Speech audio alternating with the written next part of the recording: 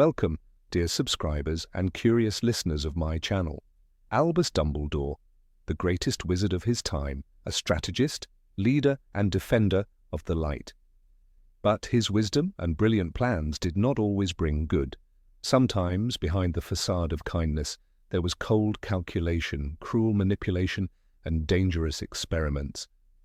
Was he truly a noble mentor, or merely a skilled player, moving pieces on the chessboard of the wizarding world? Let's examine moments when Dumbledore crossed the line. Enjoy the video. Number 1. Left a child on the doorstep. On a November night, Dumbledore made a fateful decision. Harry Potter was left with the Dursleys. But how exactly? By simply placing the infant on a cold doorstep. This is not a metaphor. Literally outside, at night, in the autumn chill. Couldn't he have been stolen, caught a deadly cold, died before dawn? The headmaster essentially abandoned him like a kitten. That was the so-called care for the boy who lived. Number 2 did nothing to ease Harry's life. The decision to leave the boy with the Dursleys turned into a true nightmare. Harry was used as free labor, starved, beaten and locked in a cupboard under the stairs. One summer, after his first year, they even shut him in his room, feeding him through a flap in the door like an animal. And where was the kind, all-seeing headmaster of Hogwarts? Dumbledore knew perfectly well how the boy was treated, but never intervened. He had a plan, and for that plan, he sacrificed Harry's childhood. Number 3 turned a blind eye to what was happening at Hogwarts. Bullying, hazing, and outright hostility between houses. All this flourished under Dumbledore. Severus Snape was nearly killed by the marauders. Harry became the target of mockery and suspicion, and when he was unwillingly entered into the Triwizard Tournament, none of the teachers stepped in. Only Moody tried to help, but he turned out to be a Death Eater in disguise. The headmaster saw everything and knew everything. His inaction was a choice. Number 4 did not help Sirius Black. Sirius Black was thrown into Azkaban without trial, though there was no proof of his guilt. One would think Dumbledore was the very person who could intervene and arrange a fair investigation. But he didn't. As a result, a man loyal to the Potters spent years rotting among Dementors while the headmaster stood aside. Number 5 constantly set up trials for Harry.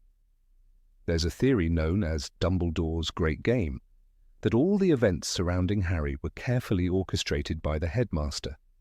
The obstacle course in Philosopher's Stone that first years managed to get through. The basilisk, which he supposedly didn't know about. Situations where Harry was forced to act while adult wizards remained idle. It all looked like a plan to forge. The boy into the perfect weapon against Voldemort. Number 6 saw Tom Riddle as evil from the very start. When Dumbledore first met young Tom Riddle at the orphanage, he was already biased. The matron complained that the boy stole and frightened children, and Albus believed her. Worse still, he set Tom's wardrobe on fire just to show the consequences of abusing magic. But Riddle was a war orphan who had survived World War II. His cruelty was largely a product of his environment, not innate evil. Warmth might have changed his fate, but Dumbledore never gave him that chance. Number 7, enslaving Muggles, a youthful mistake. Few remember that in his youth, Dumbledore supported Grindelwald's plans for the greater good wizard rule over Muggles. He believed it would bring harmony, but in truth it was a project of subjugation. Had tragic circumstances not changed his outlook, Albus might have become not a defender, but a dictator of the wizarding world. Number 8, using Snape as a pawn. Severus Snape's life was defined by regret, and Dumbledore knew how to use it. After Lily Potter's death, Snape turned to him in desperation, begging for her son's safety. Dumbledore seized that guilt and forged it into a lifelong oath. "You will protect him? In Lily's name?" he demanded. Snape agreed, and from that moment he was trapped. He became a double agent, risking his life daily, living under Voldemort's suspicion and the hatred of colleagues who believed him a traitor. What looked like bravery was also manipulation, a debt Dumbledore never allowed him to forget. The cost of this manipulation was unbearable. Snape endured years of isolation, branded as both Death Eater and outcast. He carried the mark of the Dark Lord and the scorn of the Order of the Phoenix. Dumbledore had bound him with a promise that never gave him peace. Even his final moments were marked by silence, as he gave Harry the truth that Dumbledore had forced him to guard. "Look at me," Snape whispered as he died, clinging to the memory of Lily. His devotion was pure, but his life had been consumed in service to another man's design. Number 9, calculating his own death. When the curse from Marvolo Gaunt's ring began to consume him, Dumbledore knew his time was short. He could have accepted death quietly, leaving the world without spectacle. Instead, he turned his own end into a carefully staged performance. He asked Severus Snape to kill him, not out of mercy, but out of strategy. In The Half-Blood Prince, Dumbledore whispers, "Severus, please," as the green light ends his life. To the outside world, it looked like betrayal. In truth, it was theatre scripted by Dumbledore himself. This choice placed unbearable weight on Snape's shoulders. For years he had carried guilt over Lily Potter's death. Now he carried the stigma of murdering the greatest wizard of the age. "How dare you use my feelings against me?" Snape once raged, yet he still obeyed. Dumbledore had twisted loyalty into obligation, making Severus both executioner and scapegoat. The world branded him a traitor, while Dumbledore's grand design unfolded exactly as he had planned. Even Draco Malfoy was entangled in this cruel calculation. Voldemort had ordered Draco to kill Dumbledore, a task no 16-year-old could bear. Rather than protect him, Dumbledore used the boy's mission as a stage for Snape's intervention. His death was meant to free Draco from blood on his hands and to bind Voldemort tighter to a lie. Strategy triumphed over humanity. Dumbledore's end was not just death. It was a move in his endless chess game, where even his own life was a pawn. Number 10, manipulating Harry until the end. Harry spent years chasing fragments of the truth, never the whole of it. Dumbledore had left him clues. The golden snitch, the pensive memories, even the tale of the Deathly Hallows. But he never gave Harry clarity. Instead, he forced him to piece together a puzzle while the clock of war kept ticking. In the Deathly Hallows, Harry shouts in frustration, "He knew I'd have to die all along, didn't he? And he never told me." The anger was justified. The boy was not just a warrior. He was a sacrifice, and his mentor never said so. The weight of this secrecy is clearest in the Forbidden Forest. Harry walks to his death believing Dumbledore left him no other choice. "I must die, it must be so," he thinks, hearing the pounding of his heart as he goes to Voldemort. He carries no plan, no hope, only resignation. This was Dumbledore's design, to guide him to the edge without letting him see the drop until it was too late. It was not just manipulation. It was betrayal, disguised as wisdom. Even Snape, who despised Harry, recognized the cruelty of it. When Dumbledore revealed that Harry must die, Snape's outrage burned. "You have been raising him like a pig for slaughter." It was the sharpest condemnation of all. Dumbledore believed the secrecy would preserve Harry's courage. Instead, it stole his agency. Until the very last moment, Harry was never given the dignity of choice, only the burden of obedience. Number 11, using children as soldiers in the war. The moment Harry formed Dumbledore's army, it was clear the war had reached the children. This secret group of students was born out of defiance, but also out of necessity. Dolores Umbridge banned proper defense against the dark arts, and yet Dumbledore did nothing to stop teenagers from preparing for real battle. Neville, Luna, Ginny, and countless others trained in hidden classrooms. "We're not going to use magic against each other," Harry told them in Order of the Phoenix, but the truth was they were preparing to fight Death Eaters. Dumbledore let it happen, knowing full well what they would face. The Triwizard Tournament was another striking example.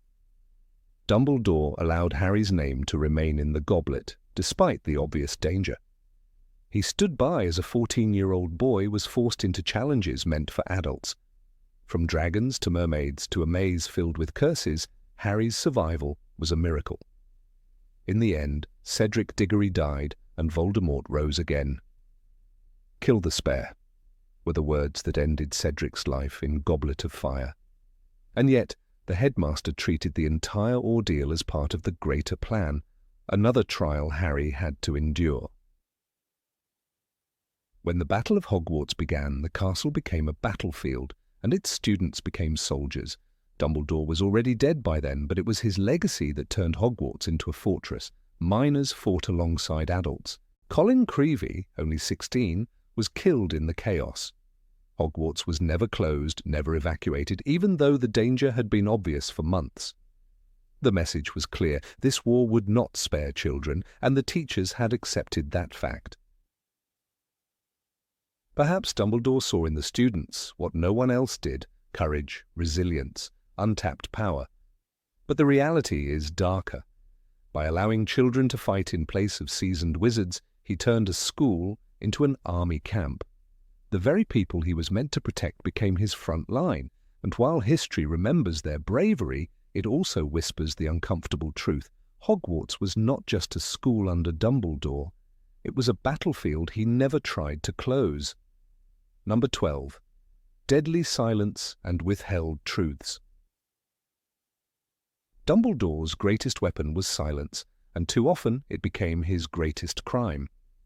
He knew about the prophecy from Sybil Trelawney, the one that tied Voldemort's fate to a child born as the 7th month dies. He kept this secret, choosing to reveal it only to a few. That silence sealed the doom of James and Lily Potter. Had he been more open, had he acted faster, perhaps they would have lived. Instead, Harry was orphaned, and Voldemort grew stronger. The same pattern followed Harry's entire life. Dumbledore knew about Horcruxes long before Harry even heard the word. He knew Voldemort had split his soul. He even suspected the diary destroyed in Harry's second year was one of them. And yet he withheld the truth. Harry, Hermione, and Ron were forced to stumble blindly into a mission that nearly killed them countless times. In the Deathly Hallows, Harry says bitterly, "He left me no choice, no plan, just enough to keep going." The anger in those words reflects the cost of Dumbledore's silence. Every time Dumbledore hesitated, someone else paid the price. Sirius Black died before Harry understood the full scope of what they were fighting. Cedric Diggory was killed in the graveyard when Voldemort returned, a return that might have been slowed or even prevented if more people had known the truth. Even Snape was left to live a double life in the shadows, burdened by secrets only one man had the power to ease. Dumbledore never carried that weight alone. He forced others to carry it for him. His silence was not wisdom. It was strategy. He believed information was a weapon, and like any weapon, it had to be controlled. But this control came with tragedy. James and Lily's deaths, Harry's broken childhood, the needless sacrifices of friends, all were marked by the same choice. Albus Dumbledore waited, and while he waited, the body count grew. Number 13, playing with the fates of the Dursley brothers. Harry's childhood in Privet Drive was marked by neglect and cruelty. Dumbledore knew exactly what kind of family the Dursleys were, yet he left the boy there without interference. Petunia and Vernon treated Harry as an outcast, forcing him to live in a cupboard under the stairs. In the Philosopher's Stone, Rowling writes, Harry had lived with the Dursleys for as long as he could remember. He had never known a birthday party, never received a real present. This was not a hidden truth. Dumbledore had placed him into misery with full awareness. Dudley Dursley was raised in the same house, but with the opposite treatment. He was spoiled with gifts, sweets, and constant praise. The result was predictable. Dudley grew cruel, bullying Harry at every chance. In one scene, Harry recalls, Dudley's favourite punch bag was Harry, but he couldn't often catch him. The imbalance between the boys was deliberate. One was starved of affection, the other drowned in it. Both were shaped in twisted ways by this arrangement. It is difficult to believe Dumbledore never foresaw this outcome. He was not blind. Arabella Figg, a squib living nearby, reported back to him about Harry's condition. Yet still, nothing changed. The suffering continued year after year. Dumbledore had the power to intervene, but chose not to. It is as if he wanted Harry's hardship to harden him, turning pain into strength for the battles ahead. The tragic irony is that both boys were victims of this decision. Harry grew up learning resilience through loneliness. Dudley grew into a bully through indulgence. Only much later did Dudley change, telling Harry, "I don't think you're a waste of space." But by then the damage was done. Dumbledore had gambled with two children's lives, and the scars remained long after the war was over. Number 14. Supporting the lie about Harry's death. When Harry finally discovered the truth about being a Horcrux, his entire world collapsed. He realized that a piece of Voldemort's soul was inside him, and that the only way to end the Dark Lord was to let himself die. Dumbledore had known this for years. He had prepared the boy for sacrifice, step by step, never revealing the final cost until the last moment. "You are the 7th Horcrux, Harry," he admitted through Snape's memories. It was a revelation wrapped not in kindness but in cold necessity. The shocking part is that Dumbledore never once explored another path. He never told Harry, Hermione, or even Snape about a possible way to destroy Voldemort without Harry's death. Instead, he built his entire strategy on the boy's willingness to walk into the forest unarmed. In the Deathly Hallows, Rowling describes Harry's march to his fate. He felt his heart pounding fiercely in his chest. He knew it was over. He was going to die. This wasn't an accident. It was the final act in Dumbledore's carefully staged play.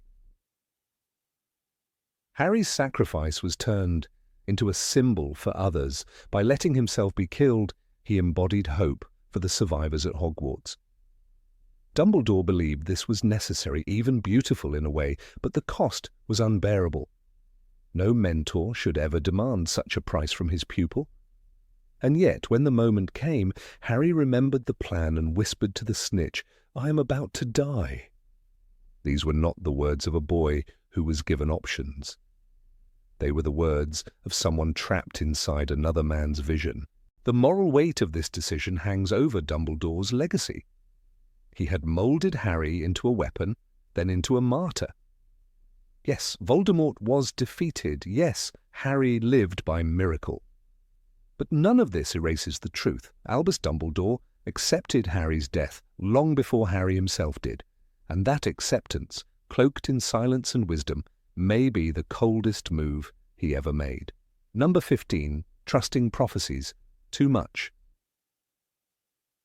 Of all the choices Albus Dumbledore made during the long and bitter conflict with Lord Voldemort, few were as fateful as the one tied to Sybil Trelawney's prophecy. In the dimly lit room above the Hog's Head Inn, where Trelawney muttered words in a trance, a sequence of sentences began that would shape the lives of countless wizards and witches. The prophecy, stating that the one with the power to vanquish the Dark Lord approaches, and that either must die at the hand of the other, for neither can live while the other survives, did not have to carry the weight of destiny. Yet Dumbledore, with all his brilliance and caution, leaned into it with a seriousness that bound both Harry Potter and Voldemort into an inescapable duel. His willingness to let prophecy shape strategy was a moment where wisdom gave way to dangerous faith. It is striking how Dumbledore, the man often described as the greatest wizard of his time, allowed himself to be so captivated by a set of words delivered by a divination professor whose credibility was already in question. Sybil Trelawney was mocked by many at Hogwarts for her dramatic predictions, most of which never came true. But when she fell into a true prophetic trance, the gravity of her words was undeniable. Dumbledore did not dismiss the prophecy as one possibility among many. Instead, he treated it as a fixed roadmap for the future. By doing so, he permitted a vision of destiny to eclipse his usual skepticism and pragmatism. The self-fulfilling nature of the prophecy becomes painfully clear when one examines Voldemort's reaction. Had Voldemort never heard of the prophecy, Harry would have remained a normal boy, unknown and unremarkable to the Dark Lord. It was precisely Voldemort's decision to act upon the words he heard that marked Harry as his equal and set the course for the boy's life. As Dumbledore himself later admitted to Harry in Harry Potter and the Order of the Phoenix, "Do you see the flaw in the plan? The prophecy does not state that Harry must be the one to face him. Voldemort himself chose you, not me." Yet the flaw was not Voldemort's alone.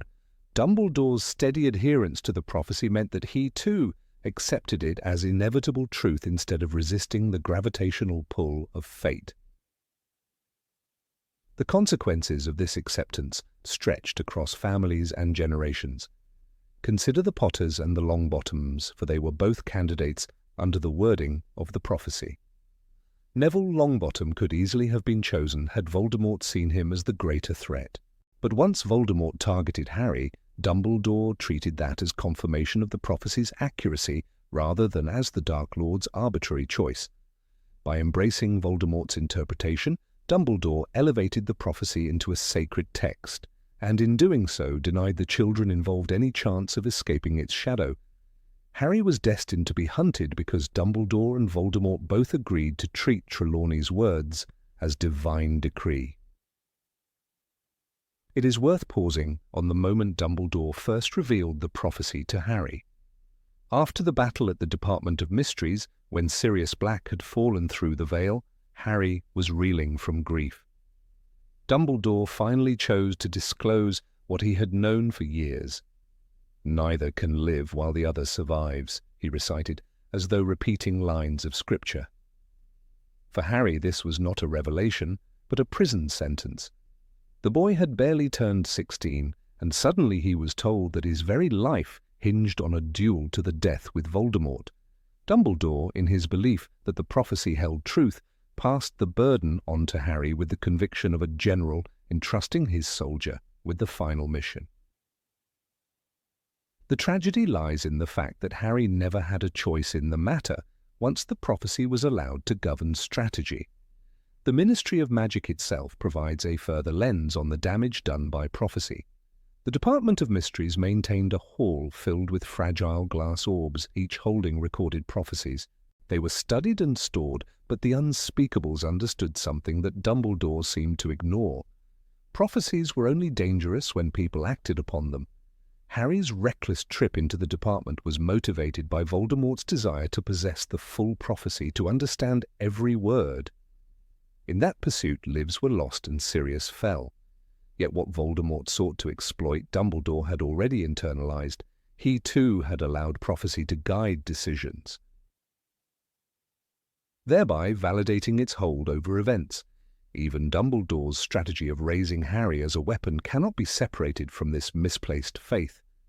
He admitted later in Harry Potter and the Half-Blood Prince that he had raised Harry to be ready for the day when he must face the Dark Lord. Here was a boy who should have been nurtured for his own life, yet instead he was groomed for sacrifice. Dumbledore's insistence that Harry live with the Dursleys was another byproduct of this thinking. The Blood Wards, linked to his mother's sacrifice, kept Harry alive, but they also kept him isolated. He became not merely a child, but a pawn carefully moved into place until the prophecy could be fulfilled. One of the darkest admissions Dumbledore ever made to Harry came in Harry Potter and the Deathly Hallows, when he acknowledged that Harry was a Horcrux. He had known, or at least strongly suspected, that Harry would have to die in order to defeat Voldemort. Yet instead of rejecting the inevitability of the prophecy's demand for death, Dumbledore built his plans around it. "I cared more for your happiness than your knowing the truth," he confessed. But the truth was not simply hidden. It was twisted by his faith in prophecy, leaving Harry with the illusion of freedom while steering him directly toward death. Number 16. Exploiting Hagrid's loyalty. Rubeus. Hagrid's life was tied by invisible chains of loyalty to Albus Dumbledore, a loyalty that was often unshaken, even when it led him into danger. When Harry Potter was only a baby, Hagrid was the one entrusted to carry him from the ruins of Godric's Hollow. Dumbledore, Minerva McGonagall and Hagrid stood in Privet Drive, and it was Hagrid who brought the child safely on Sirius Black's flying motorcycle. In Philosopher's Stone, Dumbledore remarked, "I would trust Hagrid with my life," a sentence that became a cornerstone of their relationship. But trust in this case also became a tool. Hagrid was never asked if he wished to take on this responsibility. He was expected to. He had already been made into the silent servant of the grand design, the man who would carry out the director's wishes without hesitation, even when the risks were immense. The first test of this loyalty came with a task that many would later question. Dumbledore sent Hagrid to fetch Harry from the Muggle world when the boy was 11. There were countless witches and wizards capable of this duty. Yet Dumbledore dispatched Hagrid, a man who had been expelled from Hogwarts, a man with no wand, a man often ridiculed by the wizarding community. In Philosopher's Stone, it was Hagrid who broke down the door of the hut on the rock, delivering the truth of Harry's identity.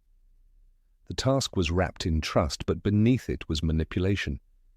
Who else but Hagrid would march into hostile territory, face off Vernon Dursley's protests, and place Harry directly into the narrative Dumbledore had carefully arranged? Hagrid's missions grew darker and more perilous as the years passed. In Chamber of Secrets, Dumbledore allowed the Ministry to send Hagrid to Azkaban after the attacks on Muggle-born students. The half-giant was innocent, yet Dumbledore made no visible effort to stop Cornelius Fudge's decision. The reason is chilling in its logic. Removing Hagrid from Hogwarts served as a signal to Harry and his friends, pushing them to investigate the chamber on their own. Hagrid even gave them the critical clue: "Follow the spiders." His suffering became part of the grand lesson. The headmaster never raised his voice in protest. He simply accepted Hagrid's removal as part of the larger plan. The loyalty of the half-giant was once again exploited. He endured Azkaban's horrors without resentment toward Dumbledore, though many readers wonder why the old wizard let him suffer in silence. Perhaps the clearest sign of manipulation came in Goblet of Fire. Dumbledore needed allies among the giants, a dangerous and nearly suicidal mission. Who did he send? Not Mad-Eye Moody, not Remus Lupin, not members of the Order with years of experience in diplomacy and self-defense. He sent Hagrid, the half-giant, accompanied by Madame Maxime. The justification seemed obvious. Hagrid's bloodline might allow him to speak with giants more naturally, but the journey was treacherous, and Hagrid barely escaped with his life. Giants were not only violent, but also under the sway of Death Eaters. Dumbledore surely understood the risk, yet he sent his loyal servant anyway, knowing Hagrid would not refuse. When Harry later asked Hagrid about it, the half-giant dismissed his own danger, saying Dumbledore had asked, and so he had gone. This was not a choice freely made, it was obedience rooted in blind faith. Hagrid's involvement with Aragog, the giant acromantula, offers another revealing example. In Chamber of Secrets, it was Hagrid who had once raised the monster and was later blamed for it. Dumbledore knew that Hagrid maintained a connection with Aragog in the Forbidden Forest. It was to Aragog that Harry and Ron were sent, after Hagrid's cryptic words, before being taken to Azkaban. Once again, the half-giant became the bridge to danger, the tool by which the headmaster guided events. Aragog's colony nearly killed Harry and Ron, and only the arrival of the flying car saved them. While Hagrid's bond with the spider was genuine, the way Dumbledore used this relationship to advance the children's quest reveals another layer of his manipulation. Hagrid himself never considered how his loyalty placed others in peril. The most painful moment of manipulation came in Order of the Phoenix, when Hagrid returned from his failed mission to the Giants, battered and scarred. He confessed to Harry and Hermione that he had been attacked, that his attempts had collapsed under the weight of Death Eater influence, and yet he said it with pride, as if the scars were marks of honor bestowed by his service to Dumbledore. "Dumbledore wanted me to go," Hagrid said, his voice carrying devotion rather than resentment. That sentence captures the tragedy. Hagrid never asked if his life was worth less than others, never questioned why he was the one sent again and again. Dumbledore's brilliance as a strategist was intertwined with his cold ability to place his pieces where he needed them, and Hagrid was perhaps the most loyal piece of all. Even in Half-Blood Prince, the manipulation did not cease. Hagrid was not directly sent on missions of espionage this time, but he continued to play the role of protector at the cost of his own safety. When Death Eaters attacked, it was Hagrid's hut that burned, Hagrid who was thrown to the ground. Dumbledore, ever the calculating general, never offered Hagrid a role of equal footing, never gave him real authority in the Order of the Phoenix. Instead, he kept him as the eternal servant, always present to carry dangerous tasks, to protect, to suffer. Hagrid's loyalty was so absolute that he never demanded more.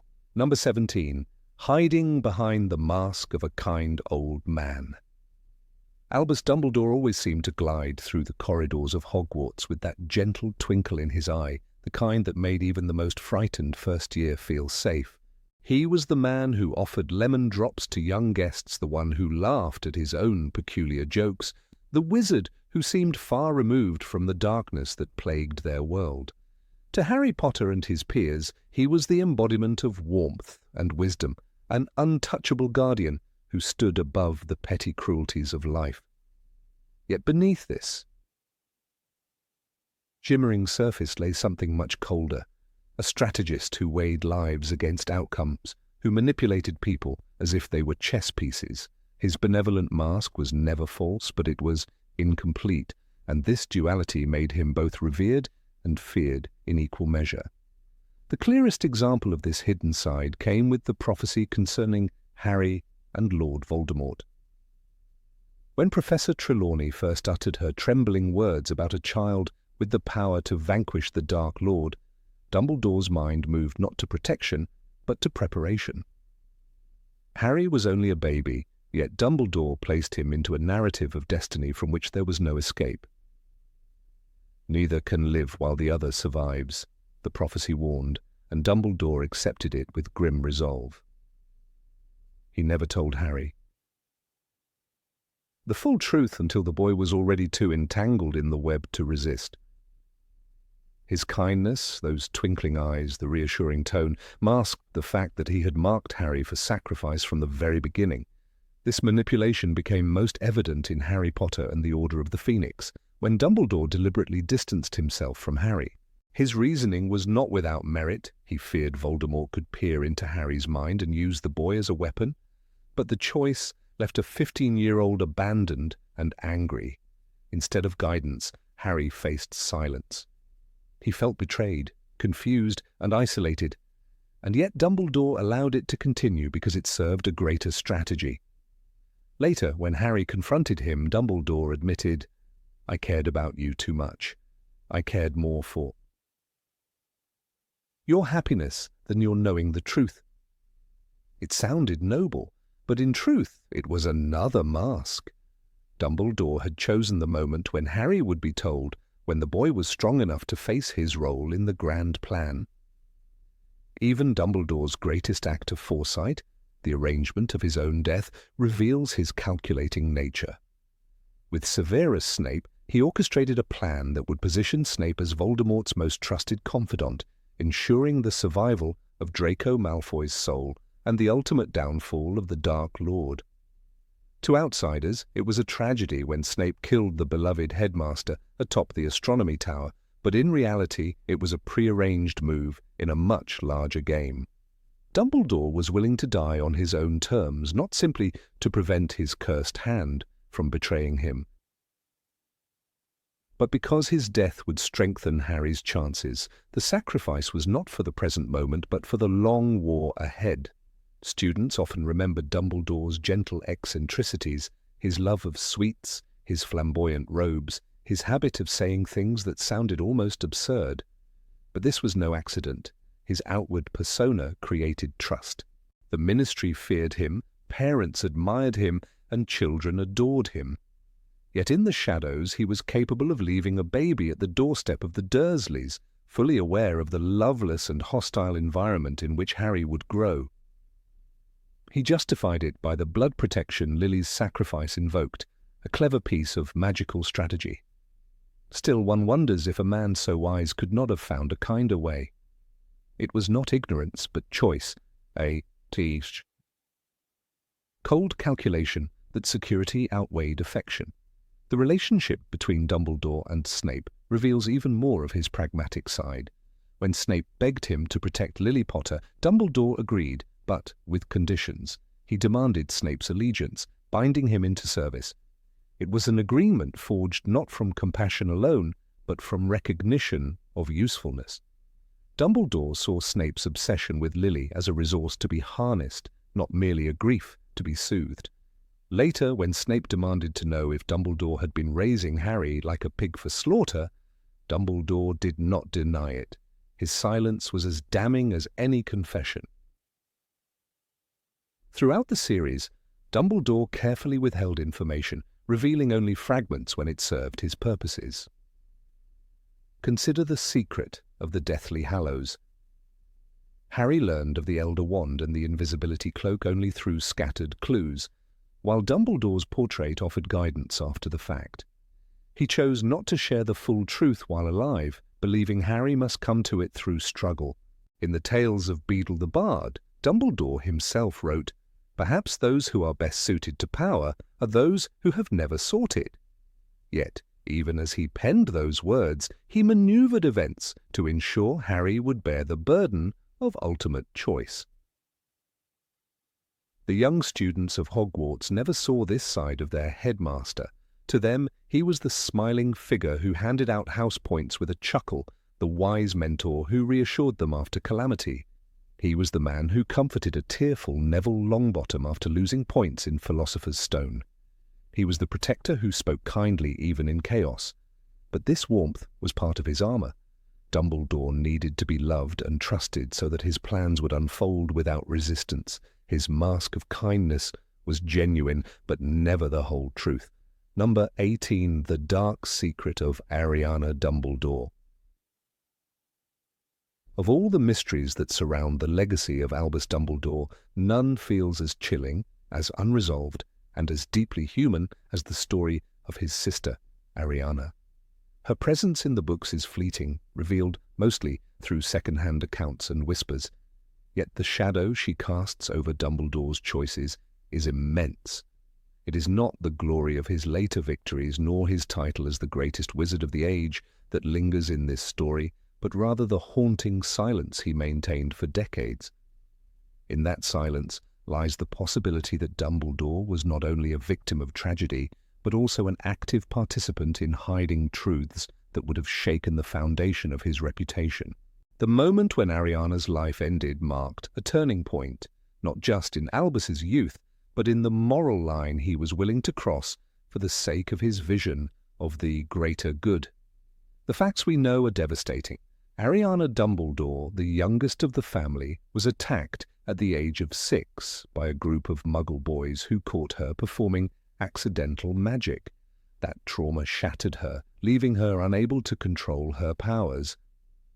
According to Aberforth Dumbledore, their younger brother, she would experience violent outbursts of uncontrolled magic whenever she was upset.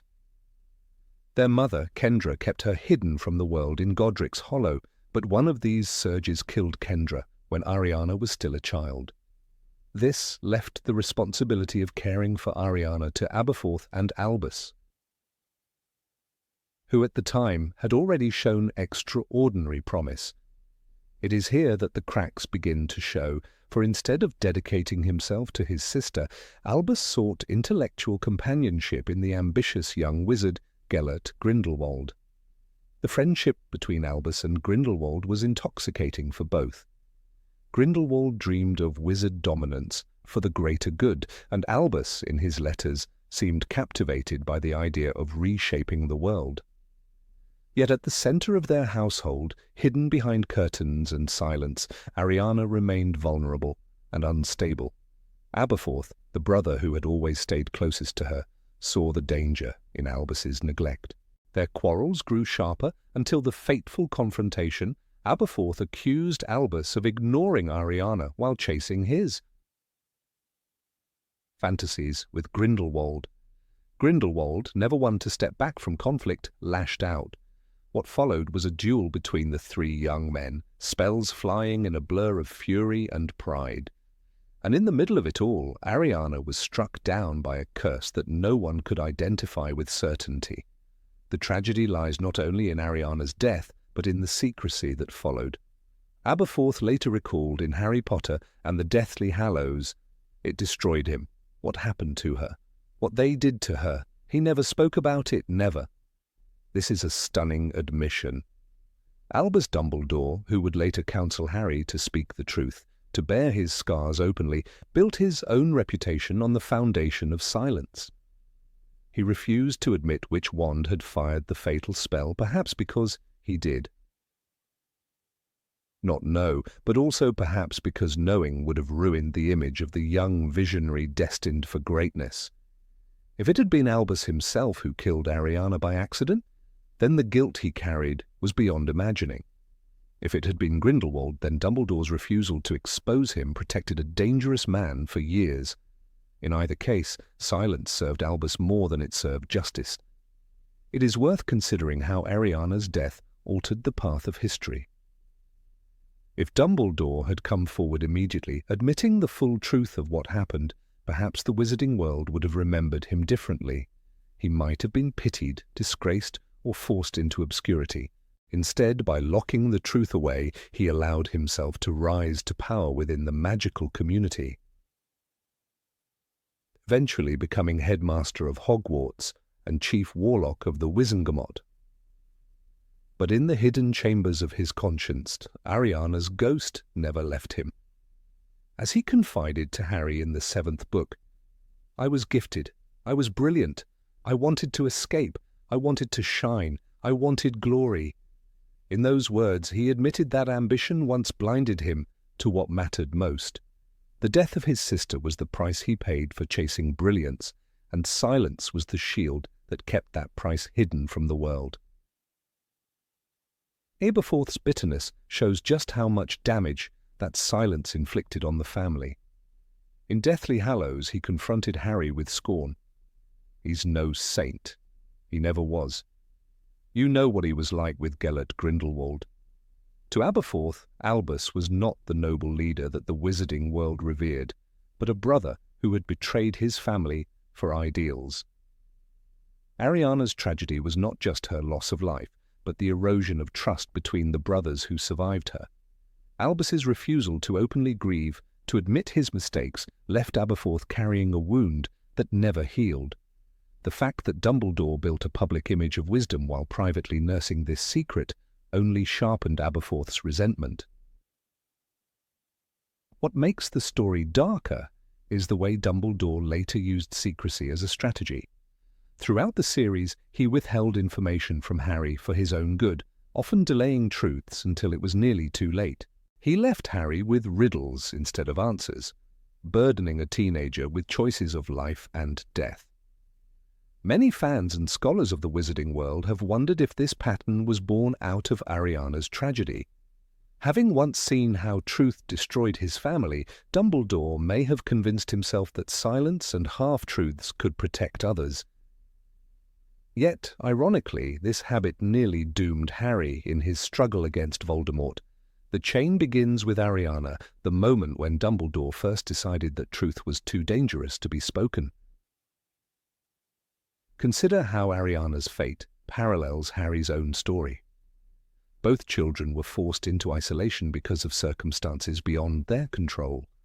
Both carried within them a destructive magical force that they could not master. The difference is that Harry was guided, loved, and ultimately empowered to face his inner burden, while Ariana was hidden away, silenced, and destroyed by the chaos she embodied. In this contrast lies one of the deepest moral failures of Albus Dumbledore.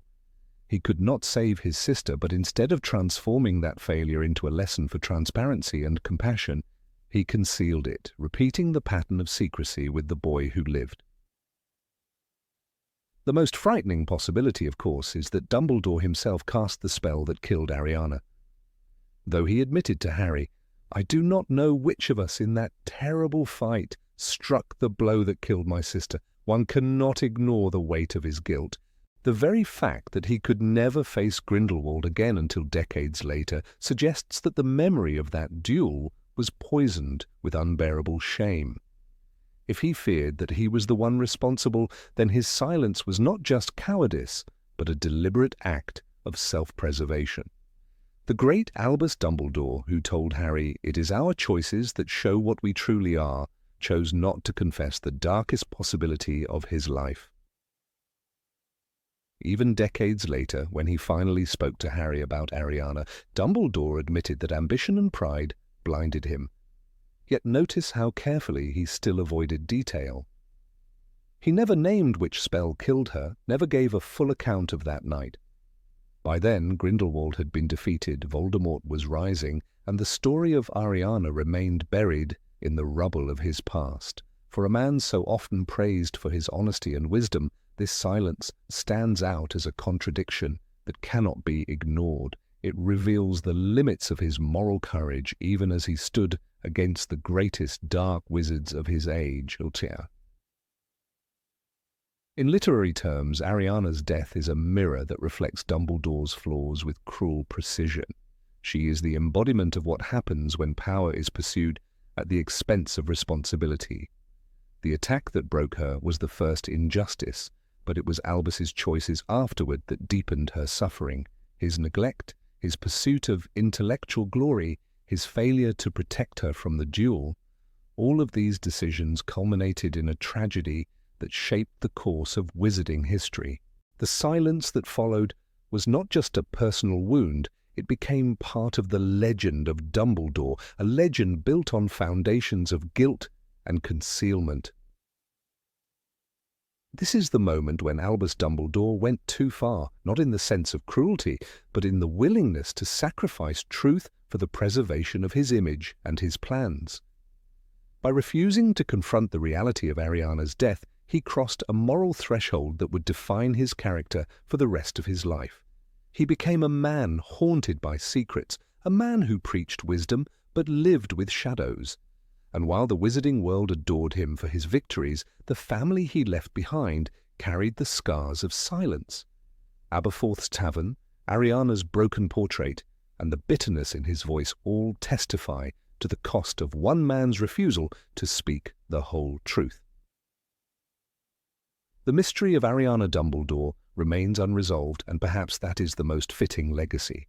For in her story we glimpse the truth that even the greatest of wizards are not free from the consequences of their choices.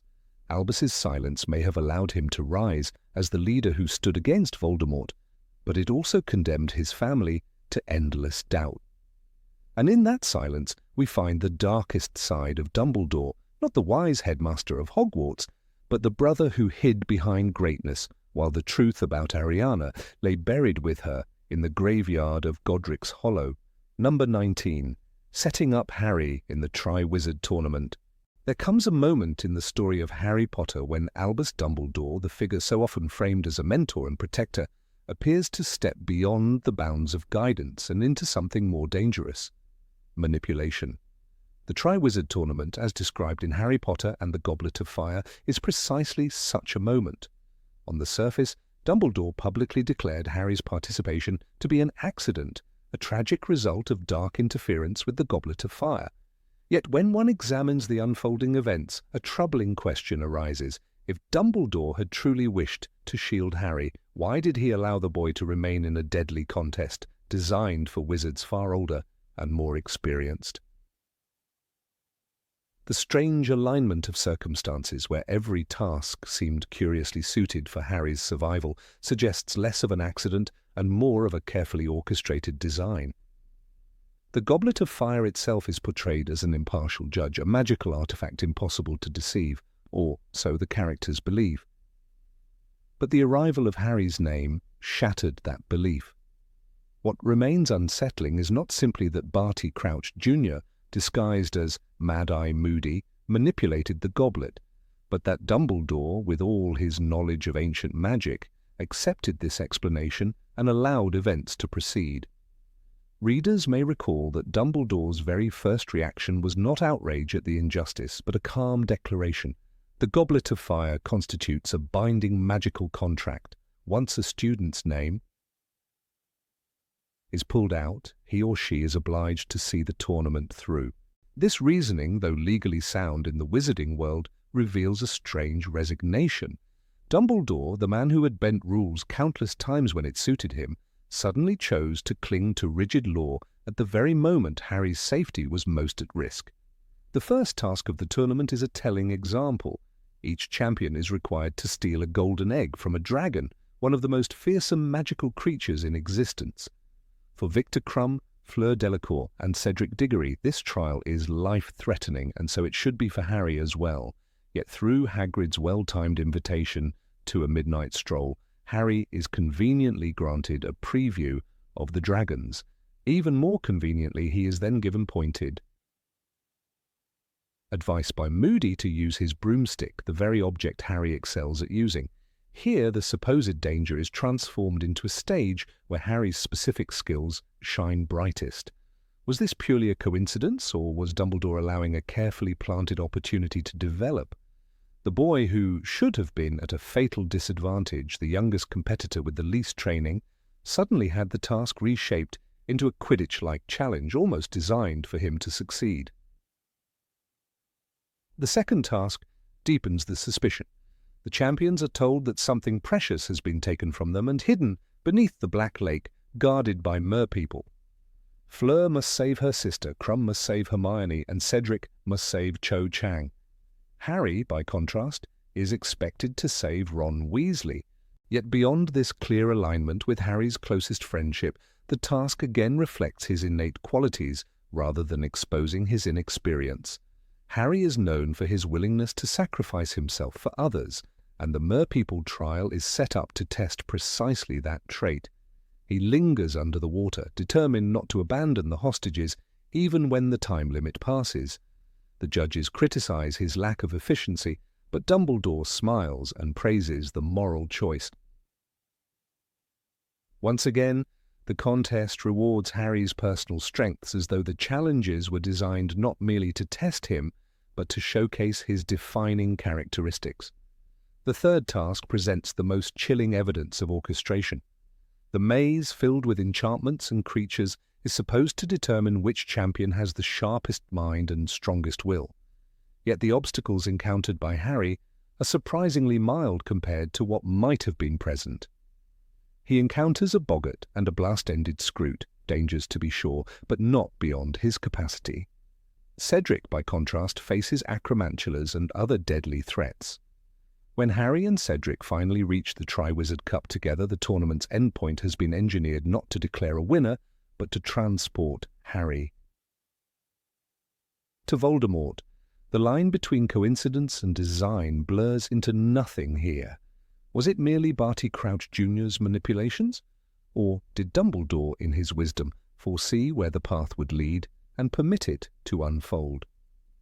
It is vital to remember that Dumbledore was not ignorant of prophecy.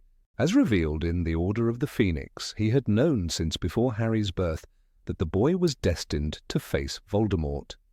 Every choice he made, from leaving Harry with the Dursleys to keeping him at Hogwarts, was shaped by this knowledge.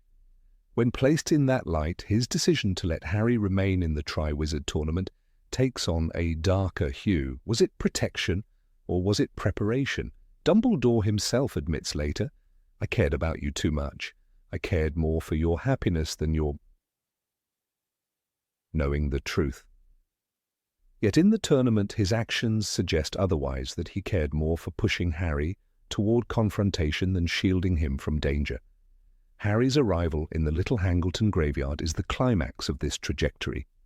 There he is forced to witness the resurrection of Lord Voldemort, an event that marks the true beginning of the Second Wizarding War. Cedric Diggory is murdered before Harry's eyes, and Harry barely escapes with his life. Dumbledore's immediate reaction is not shock, but almost grim satisfaction. Voldemort has returned, the prophecy is moving forward, and Harry has survived the first test. The cost, however, is enormous. A child has been sacrificed, and another has been scarred more deeply than ever. Readers are left to wonder whether this was truly an unavoidable tragedy, or whether Dumbledore allowed the tournament to play out precisely so that Harry would be brought to that graveyard. Supporters of Dumbledore might argue that he could not have foreseen every detail. They point out that Barty Crouch Jr. His elaborate scheme, hidden under the guise of Moody, was the primary cause of Harry's involvement. Yet the counter-argument is powerful. Dumbledore, the most perceptive wizard of his age, somehow failed to notice that one of his oldest allies had been replaced by a Death Eater in disguise. How likely is it that such a master of legilimency, a wizard who could detect lies in the blink of an eye, truly failed to sense the deception? His blindness here feels less like ignorance and more like willful negligence, the kind one adopts when a dangerous outcome is secretly desired. There is also the matter of Cedric Diggory's death, a tragedy that Dumbledore addresses with solemnity but little regret. In his speech to the Hogwarts students, he insists on naming Voldemort as the killer and demands that the truth be acknowledged. This insistence on truth-telling is noble, yet it conveniently aligns with Dumbledore's need for the wizarding world to awaken to Voldemort's return. Cedric's death becomes not merely a loss but a catalyst, the proof Dumbledore requires to rally support against the Dark Lord. The ethical question, however, lingers. Did Dumbledore allow Harry to be placed in mortal danger precisely so that such a sacrifice would occur? One must also examine Dumbledore's patterns across the series. He consistently allows Harry to face dangers far beyond his years: the Philosopher's Stone at 11, the Chamber of Secrets at 12, the Dementors at 13, and the Triwizard Tournament at 14. Each time, Harry emerges stronger, more prepared for the eventual confrontation with Voldemort. The Triwizard Tournament is not an anomaly but the culmination of a philosophy Dumbledore embraces, that Harry must be tested, hardened, and ultimately forced to carry the weight of prophecy. The line between mentor and manipulator becomes perilously thin when one views his choices through this lens. Consider, too, the peculiar alignment of allies during the tournament. Hagrid, Moody, even Sirius Black through fire communication, all provide Harry with crucial tips and support. While each act of guidance can be explained individually, together they form a pattern of intervention. Harry is never left adrift, he is always nudged in the right direction, enough to survive, but never enough to escape danger altogether. The tension between risk and rescue creates a path where Harry is battered but not broken, scarred but not destroyed. This path feels less like the result of chance and more like the invisible hand of a headmaster guiding from behind the curtain. The quote that lingers most painfully is Dumbledore's confession much later. "I cared more for your happiness than your knowing the truth." Yet in the Triwizard Tournament, he seems to care little for Harry's happiness. He permits fear, trauma, and even death to unfold around him, all under the justification of a magical contract. The juxtaposition between his tender words in private and his cold choices in public reveals the contradiction at his core. He is both guardian and gambler, both protector and manipulator, willing to sacrifice innocence for the greater war he believes must be fought. From the perspective of narrative, this ambiguity is what makes Dumbledore one of the most complex figures in the Harry Potter universe. He is not a flawless hero, but a strategist whose brilliance borders on ruthlessness. In the Triwizard Tournament, he steps so far into his own web of foresight and prophecy that he permits events no sane guardian would ever allow. Harry's suffering becomes the price of preparation, Cedric's death becomes the proof of evil's return, and Voldemort's resurrection becomes the confirmation of prophecy. Whether this makes Dumbledore a visionary leader or a dangerous manipulator is left for each reader to decide, but the evidence is undeniable. In the Triwizard Tournament, he went further than ever before. Number 20. Using Fawkes and the Order of the Phoenix as tools. Under the flickering light of the Great Hall's enchanted candles, Albus Dumbledore often appeared to be a figure of infinite wisdom and benevolence. Yet beneath the surface lay a leader whose decisions bore the weight of questionable sacrifice. His companion, the Phoenix Fawkes, was not merely a bird of fire and rebirth, but a creature whose loyalty was bound by a mysterious bond. Whenever Dumbledore found himself cornered or weakened, Fawkes arrived, shedding healing tears on Harry in the Chamber of Secrets or carrying the Sorting Hat when Gryffindor's heir was in mortal danger. These moments shone as miracles to those who witnessed them, but one cannot help but notice the pattern. The Phoenix appeared only at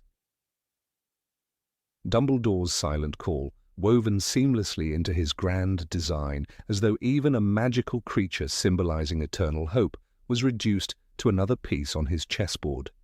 The Order of the Phoenix carried a similar fate, though the stakes were far more brutal.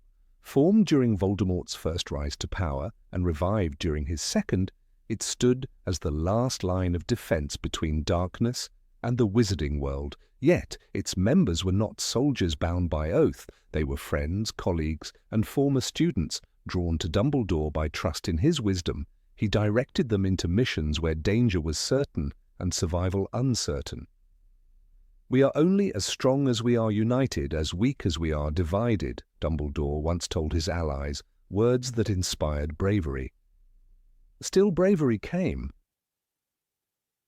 at a staggering cost, and it was Dumbledore who set the terms of how much sacrifice was acceptable. Fawkes embodied salvation when convenient. His tears healed Harry's basilisk wound in the Chamber of Secrets, a moment that sealed Harry's survival, and with it, Dumbledore's intricate plan for the boy who lived. One might ask, did the Phoenix act out of his own will, or did Dumbledore summon him at the right moment, manipulating the bird's innate loyalty? For a creature of myth and purity, constantly tied to moments that aligned with Dumbledore's strategy, it is difficult to separate devotion from exploitation. The same symbolism extends to the Order, named after the very bird, as if Dumbledore made certain that hope itself wore his colours. The members of the Order were placed into roles with little room for dissent. Sirius Black, restless after years in Azkaban, became a caged fighter, isolated in Grimmauld Place. His frustration mounted, yet Dumbledore insisted on his confinement, knowing Sirius's recklessness could compromise the greater plan. This decision, though rooted in strategy, culminated in Sirius's death at the Department of Mysteries. Harry himself accused Dumbledore afterward, raging that if his godfather had not been trapped like a prisoner, perhaps his end would not have come so swiftly. Dumbledore later admitted, "I cared more for your happiness than your knowing the truth." Yet that admission was cold comfort in the wake of Sirius's sacrifice. Other members suffered equally tragic fates. Amelia Bones, a respected witch and head of the Department of Magical Law Enforcement, fell to Voldemort's hand during the war. While her death was not orchestrated by Dumbledore, her alignment with him made her a target. The same pattern followed others. Emmeline Vance was murdered. Benji Fenwick was blasted into pieces so thoroughly that his body could barely be found. Each loss marked another figure sacrificed to the cause, and though the war demanded lives, the question remains whether Dumbledore grew too accustomed to trading blood for progress. One must consider the structure of Dumbledore's strategy: secrecy, compartmentalization, and control. He withheld truths even from those who fought for him. Snape knew fragments, McGonagall was kept on the margins, and even Lupin and Tonks were sent on perilous assignments without the full picture. By holding knowledge so tightly, Dumbledore reduced his allies to pieces on a board rather than equal participants. They trusted his vision, believing he saw further than they ever could.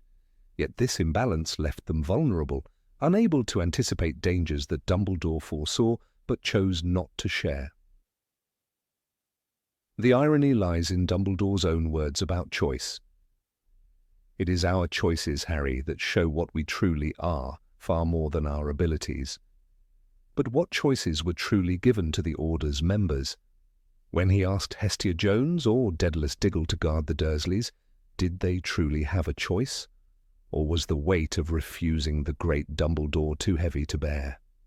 When Moody led Harry's escape from Privet Drive and fell to Voldemort, his death was another instance where the mission itself seemed crafted by Dumbledore's far-reaching plans. The Phoenix's flight was beautiful, but its fire consumed those too close to it. Harry himself became the greatest example of Dumbledore's manipulative brilliance.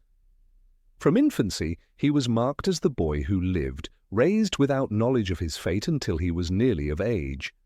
Dumbledore protected him fiercely, yet this protection was always tied to grooming Harry for sacrifice. "You are the true master of death," Dumbledore told him, but that mastery required Harry's willingness to die at Voldemort's hand. Fawkes's tears, the Order's blood, and Harry's own life, each was part of a tapestry woven by a man who believed the end justified the means. Consider the night Dumbledore himself died. He had already prepared Snape for the task, orchestrating his own death to strengthen Voldemort's trust in Snape and preserve Draco's soul from murder. Even in his final act, he arranged the pieces, ensuring his death would serve his vision. Fawkes's lament after Dumbledore fell was a haunting reminder. The bird mourned not only his master, but perhaps the countless lives entwined in Dumbledore's designs. The Phoenix flew away, never to return, as if the cycle of rebirth had been broken by the weight of manipulation.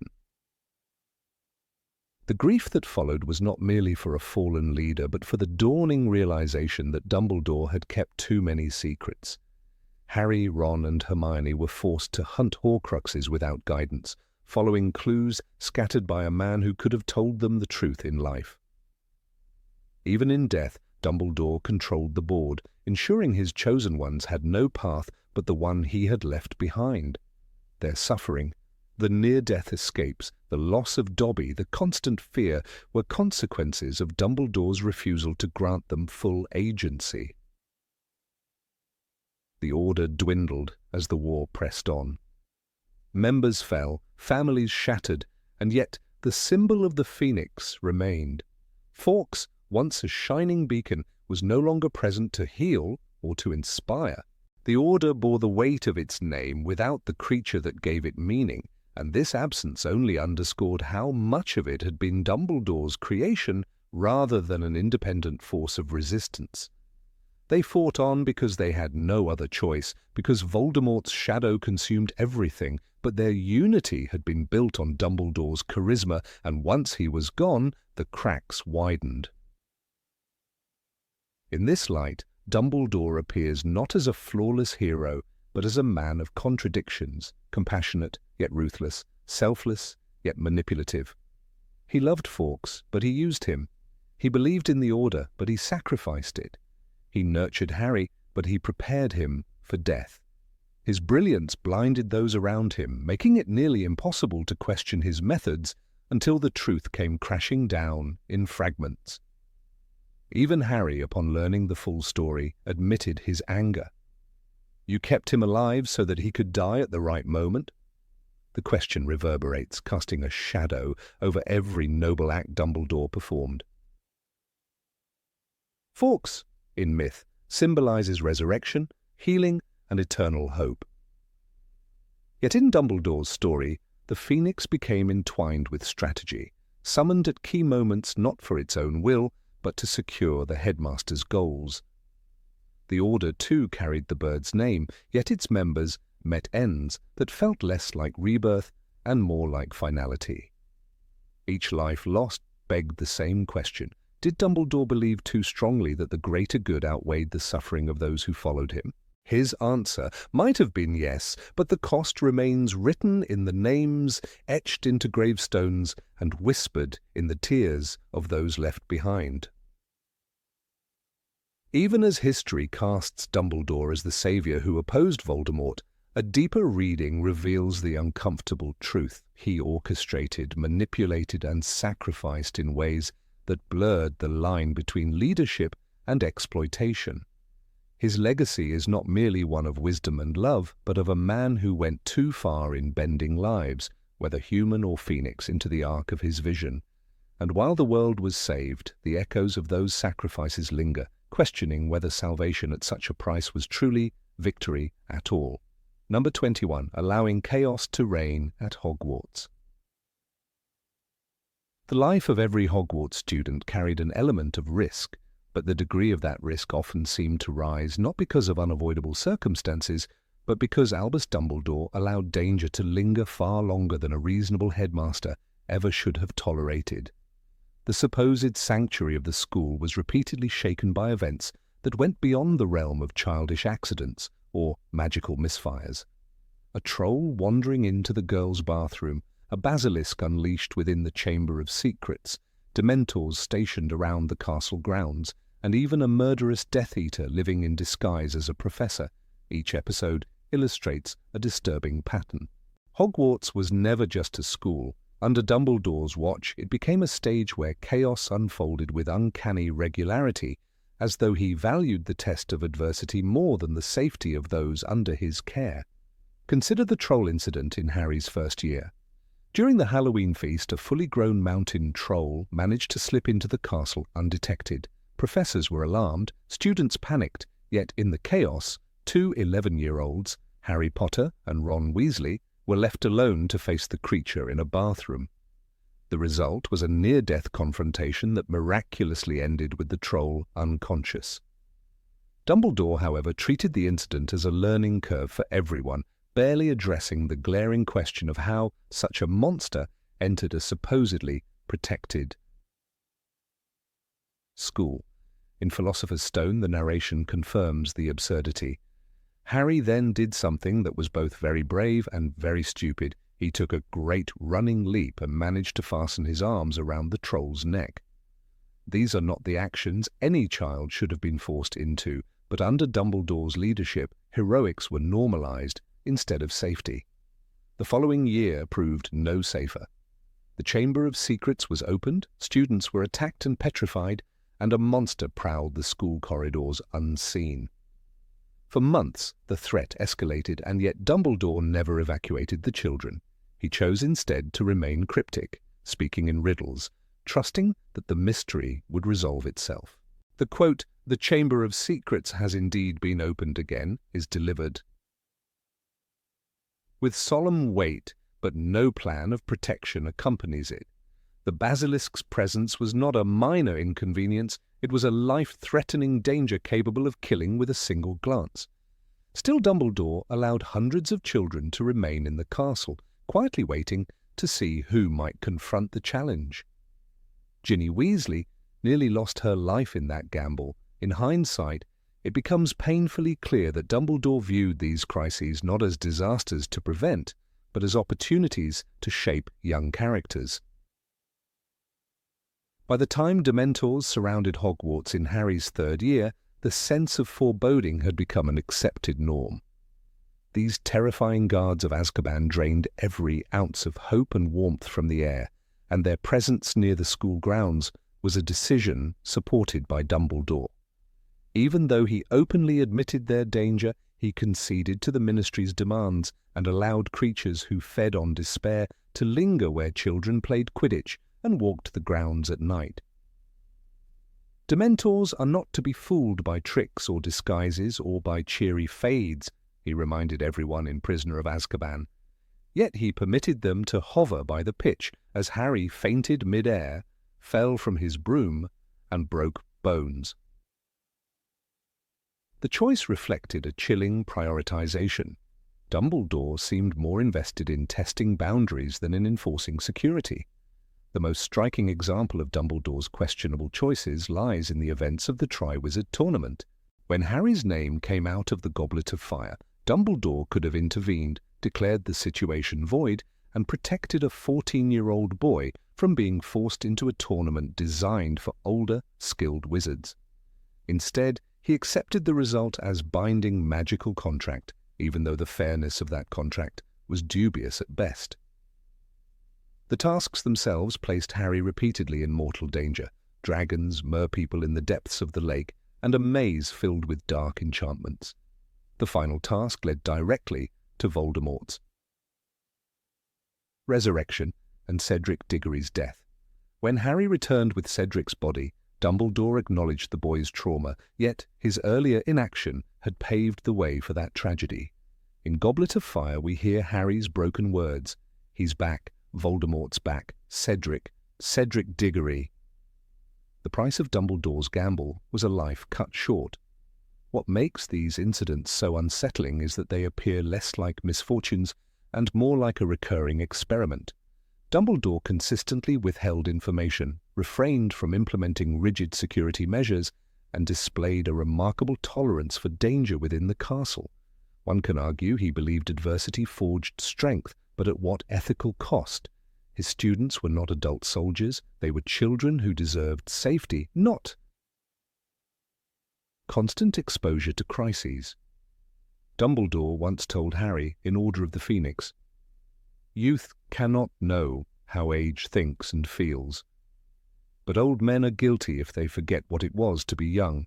Ironically, this acknowledgement rings hollow when compared to his actions, for he repeatedly forgot that youth should also be protected, not only challenged. Even Harry himself was the subject of Dumbledore's long-term experiment. The boy lived through situations that no child should face, often because Dumbledore orchestrated them indirectly or let events unfold with minimal interference.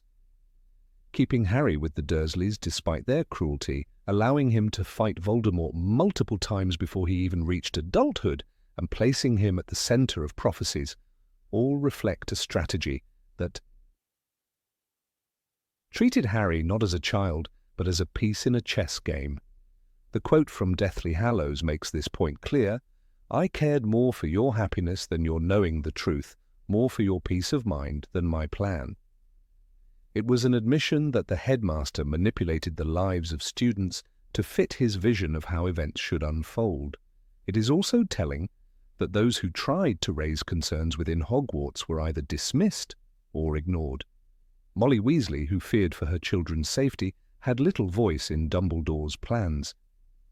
Professors like McGonagall often showed concern but ultimately bowed to the headmaster's authority. The loyalty he commanded among staff allowed him to run Hogwarts not as a collaborative institution, but as a personal experiment in resilience and prophecy. When Hermione Granger repeatedly begged for stricter safety measures, her pleas often fell into the void of Dumbledore's broader schemes. The silence of dissent made it easier for catastrophe to become normalized. The cycle of chaos eventually became a culture within Hogwarts.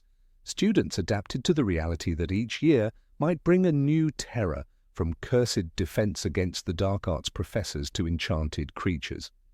The normalization of danger was evident in how quickly students joked about their predicaments, treating what should have been traumatic events as another chapter in the strange life of Hogwarts.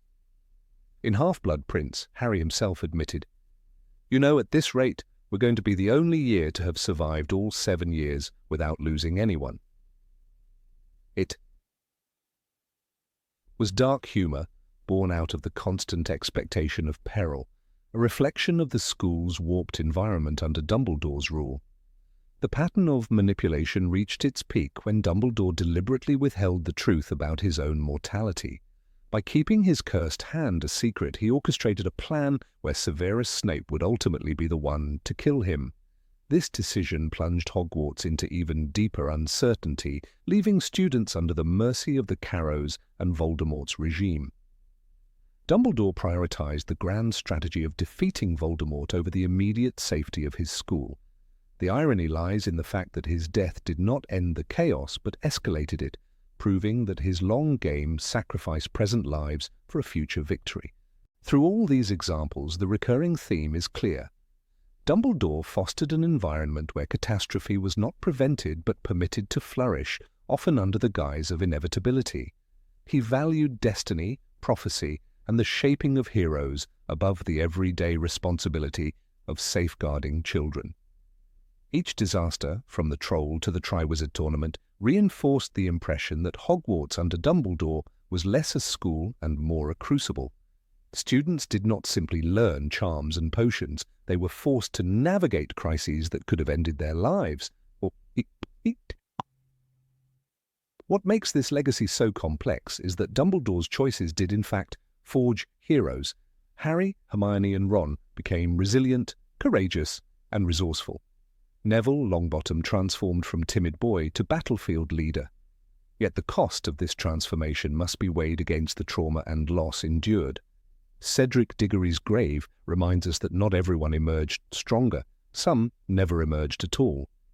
Dumbledore's defense might be that he trusted in the growth of his pupils, but the reality is that many paid for his trust with scars, both physical and emotional.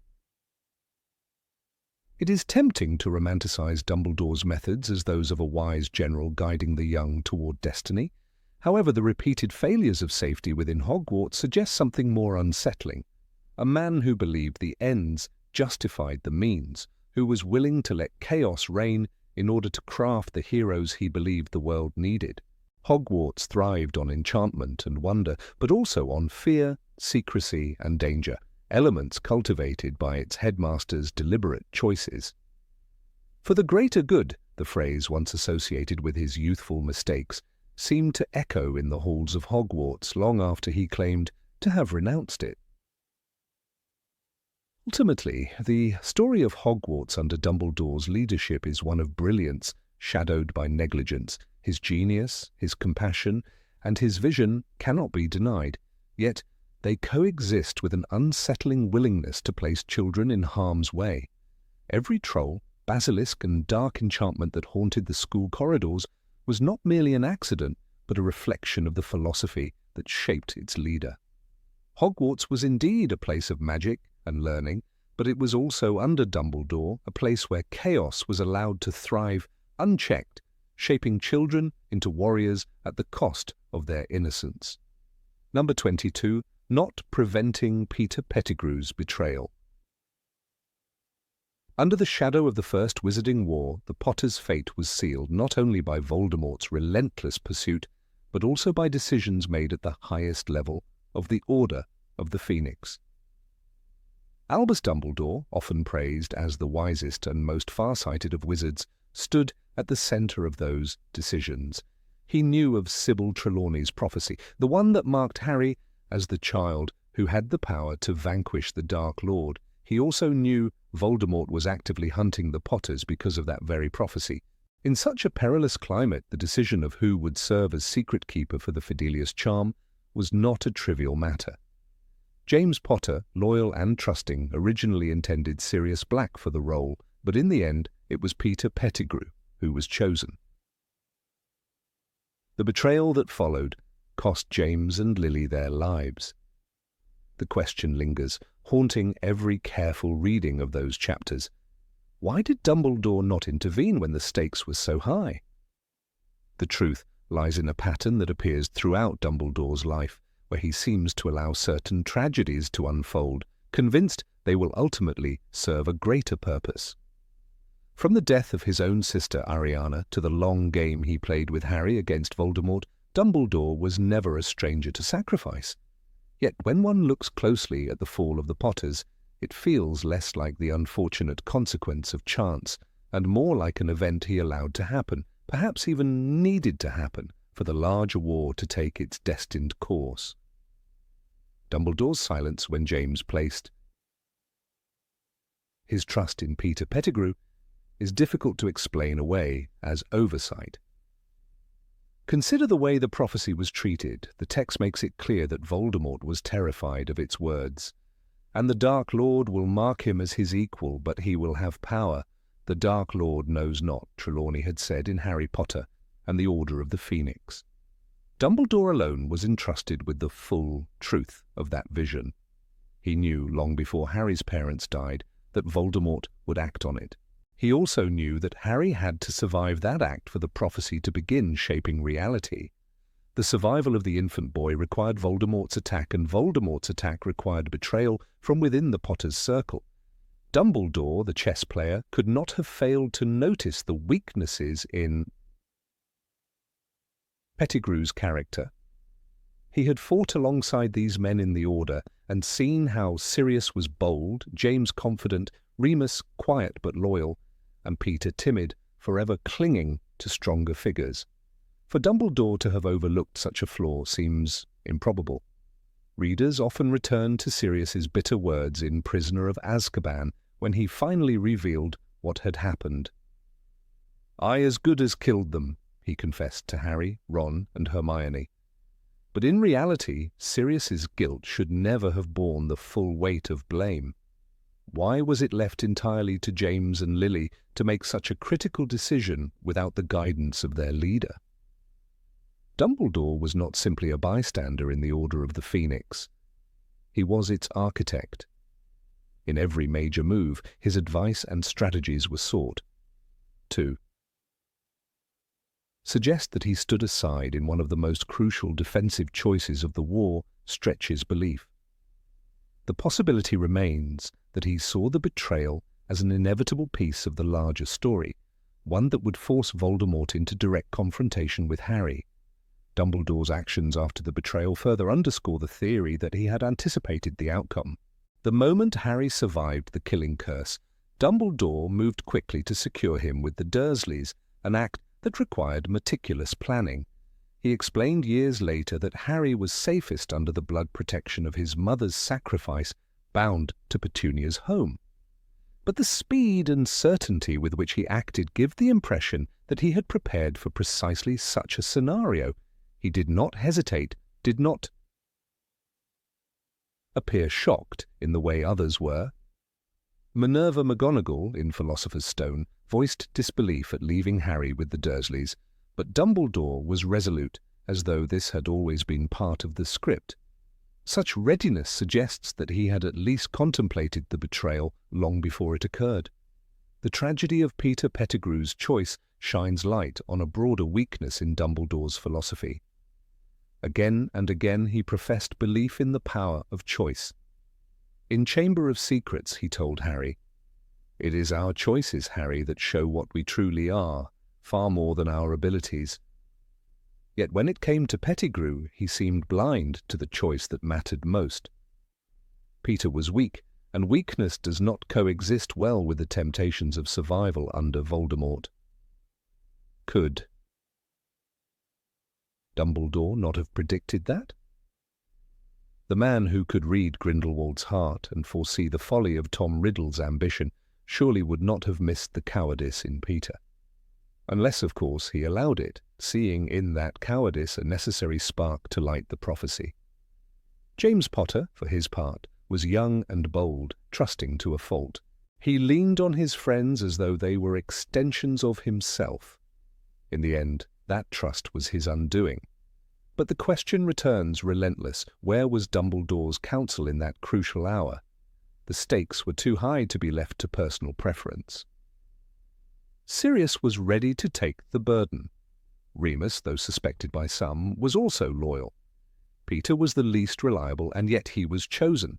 A simple intervention could have altered the course of history. That it did not happen suggests either extraordinary negligence or deliberate allowance. The narrative becomes darker when one considers how this decision fit Dumbledore's broader manipulation of events. Harry, orphaned and marked, became the boy who lived, a symbol the wizarding world rallied around.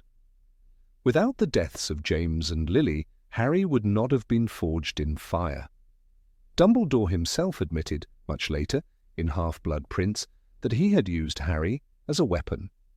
He confessed, "I cared more for your happiness than your knowing the truth, more for your peace of mind than my plan, more for your life than the lives that might be lost if the plan failed."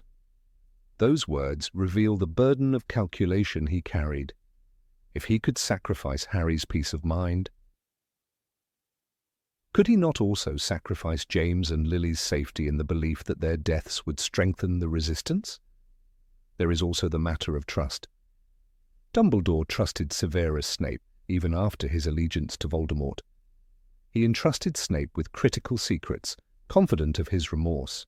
But he never extended that same scrutiny to Pettigrew, whose loyalty was taken at face value by James and Sirius. The imbalance is striking. Dumbledore had means to verify loyalty through magic, through legitimacy, even through sheer wisdom. Yet he allowed Pettigrew's duplicity to slip by unexamined. This omission feels less like a blind spot and more like a deliberate gamble. Some defenders of Dumbledore argue that he could not interfere in every personal choice of the Order, that trust had to be respected. Yet, when the prophecy itself was at stake, such passivity appears irresponsible. It was not merely the lives of two parents, but the future of the war against Voldemort. Harry's survival and Voldemort's temporary fall depended on what followed. Dumbledore, master strategist, would never have left that to chance. His refusal to step in suggests conviction that events had to play out in precisely that way. This is why the betrayal of Pettigrew is such a disturbing episode in the grand tapestry of the Harry Potter saga. It reveals not just the treachery of a coward, but the possibility of orchestration by the greatest wizard of the age. Dumbledore's brilliance as a leader is unquestioned, but brilliance often walks hand in hand with ruthlessness. By allowing events to unfold, he ensured Voldemort's downfall, but at the cost of lives that might have been spared. The price was paid by James, Lily, and Sirius, who spent 12 years in Azkaban for a crime he did not commit. The haunting echo of this decision is found in Harry's own struggles to reconcile his trust in Dumbledore. By Deathly Hallows, when the boy learns of his destined death, he sees clearly how much of his life has been shaped by the older wizard's hand. Dumbledore admitted, "I cared more for your life than the lives that might be lost if the plan failed." But Harry cannot ignore that at every turn, Dumbledore let suffering shape him. The betrayal of Pettigrew was simply the first in a series of sacrifices designed to build Harry into the weapon the prophecy required. What lingers for readers is the chilling possibility that Dumbledore, in his relentless pursuit of the greater good, did not stop the betrayal because he needed it to happen. The Potters' deaths became the foundation of Voldemort's fall, Harry's legend, and the momentum of resistance. For all his wisdom and kindness, Dumbledore was also a man who played with lives on a grand scale. His silence in the face of Pettigrew's treachery may have been his most calculated silence of all. Number 23. Abandoning Neville Longbottom's potential fate. In the dimly lit office of the headmaster, where silver instruments whirred and phoenix feathers shimmered in the shadows, Albus Dumbledore once sat with a knowledge too heavy for any one man to carry. Sybil Trelawney's prophecy had not pointed to Harry Potter alone. It had whispered of another child, born as the 7th month died, a boy whose parents had thrice defied the Dark Lord. That boy was Neville Longbottom. Fate had laid two paths before Voldemort, and with a single choice he marked Harry as his equal. Yet what remains troubling is not the choice Voldemort made, but the silence that followed from Dumbledore, who, unlike the Dark Lord, knew the prophecy in its entirety. For in Neville's face he must have seen another life condemned to shadow, and perhaps, even knowingly, left that boy to stumble alone in darkness. Neville's childhood was one long humiliation, shaped by the absence of parents driven into madness by Bellatrix Lestrange's Cruciatus curse.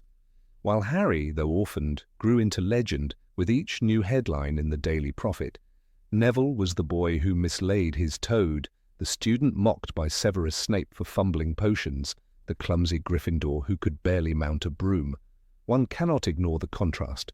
Both boys were candidates for the prophecy, yet only one was guided, groomed, and prepared by Dumbledore's watchful eye. To Harry, he offered personal lessons in defense, the truth about Voldemort, and an unshakable network of support. To Neville, he gave silence, as though the other half of Destiny's coin had been forgotten in a drawer. Could the great manipulator of chess pieces have chosen to neglect one pawn so that the other might shine without competition? When Dumbledore revealed the prophecy to Harry in Order of the Phoenix, he admitted, "It means the one with the power to vanquish the Dark Lord approaches. Born to those who have thrice defied him, born as the 7th month, dies, and the Dark Lord will mark him as his equal." The deliberate pause before "mark him" is striking, because it admits that only Voldemort's action crystallized Harry's fate. If Voldemort had turned his wand toward Neville, then Neville, not Harry, would have carried the scar. Dumbledore himself acknowledged this possibility. Yet, having recognized it, he never extended a hand to the boy who lived beneath the shadow of what if. It was not ignorance, but calculation. Neville's struggles at Hogwarts were often treated as comic relief, but beneath those fumbling hands was a boy growing up under a legacy as tragic as Harry's. His parents, Alice and Frank Longbottom, once auras of formidable bravery, were reduced to broken shells in the closed ward of St. Mungo's Hospital. When Neville visited them, his mother sometimes pressed a gum wrapper into his palm, a token of a love she could no longer express.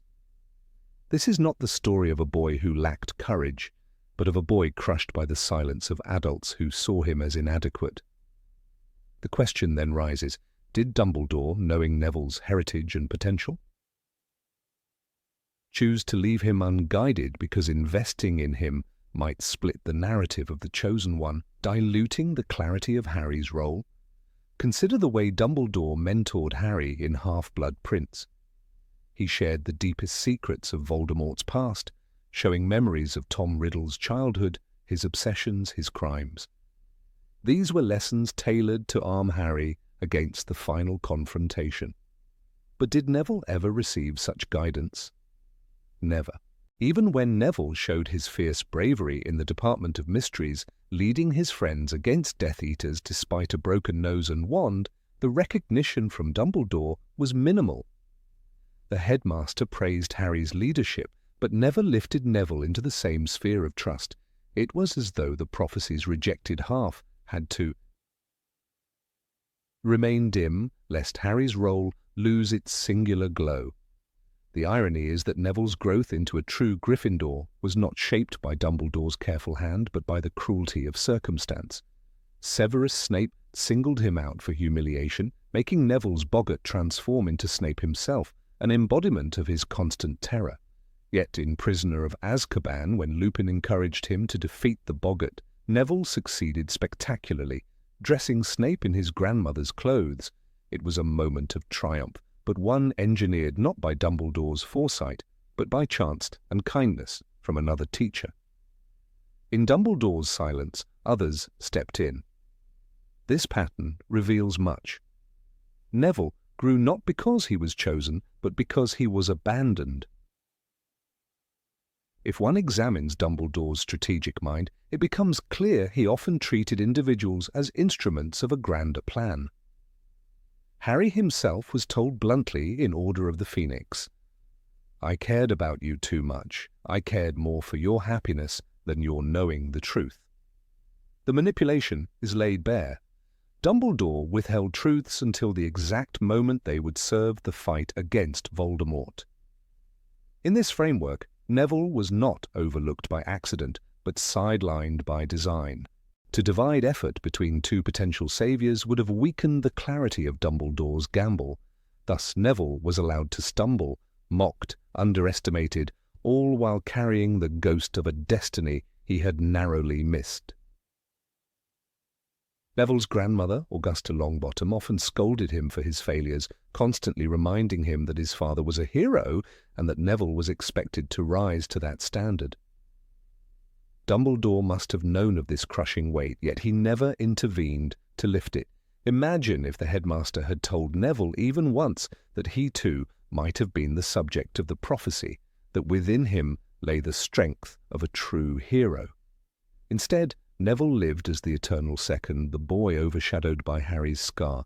The silence was not neutral, it was a shaping silence, one that carved insecurity into Neville's bones. The most haunting example comes at the Battle of Hogwarts. When Harry walked into the Forbidden Forest prepared to sacrifice himself, Dumbledore's plan reached its climax. Yet in the chaos that followed, it was Neville who stood before Voldemort and drew the sword of Gryffindor from the Sorting Hat. With that blade, he beheaded Nagini, the final Horcrux. In that act, Neville ensured Voldemort's fall as surely as Harry did. The boy left unmentored, unchosen, delivered the decisive strike. The prophecy could have been his from the start, and fate, in its irony, still allowed him to play the role of vanquisher. That moment was not Dumbledore's design, it was destiny seizing the boy he had neglected. There is a quote in Deathly Hallows when Harry asks, "Why me?" and Dumbledore replies, "Because you are the one Voldemort marked." It is true by the letter of prophecy, yet chilling in its implication. It reduces Neville's existence to an accident of Voldemort's choice. Dumbledore clung to that logic, grooming Harry because the Dark Lord had drawn the scar. But does this absolve him from responsibility toward Neville, the boy who could have been? When wisdom bends so fully toward strategy, one wonders if compassion is sacrificed on the altar of necessity. Neville's eventual rise as leader of Dumbledore's army in Harry's absence at Hogwarts reveals the raw potential Dumbledore ignored. He transformed from timid boy to resistance fighter, enduring torture under the Carrows, carving out hidden tunnels, inspiring fellow students to fight. It is almost unbearable to imagine what heights Neville might have reached had Dumbledore nurtured him from the beginning. Instead, his growth was forged in fire and loneliness, not in the guiding hand of the supposed protector of Hogwarts. The headmaster's gamble created heroes, yes, but it also created scars unseen. Dumbledore once said, "It is our choices, Harry, that show what we truly are, far more than our abilities." Yet in his treatment of Neville, his choice was silence, and that silence spoke volumes. Neville's abilities blossomed without acknowledgement, proving the truth of the headmaster's words in a way that condemns the man himself. If choices define us, then what does it say about Dumbledore that he chose to invest in one boy and abandon another, despite knowing both were touched by prophecy? The answer unsettles even the most forgiving admirer of his wisdom.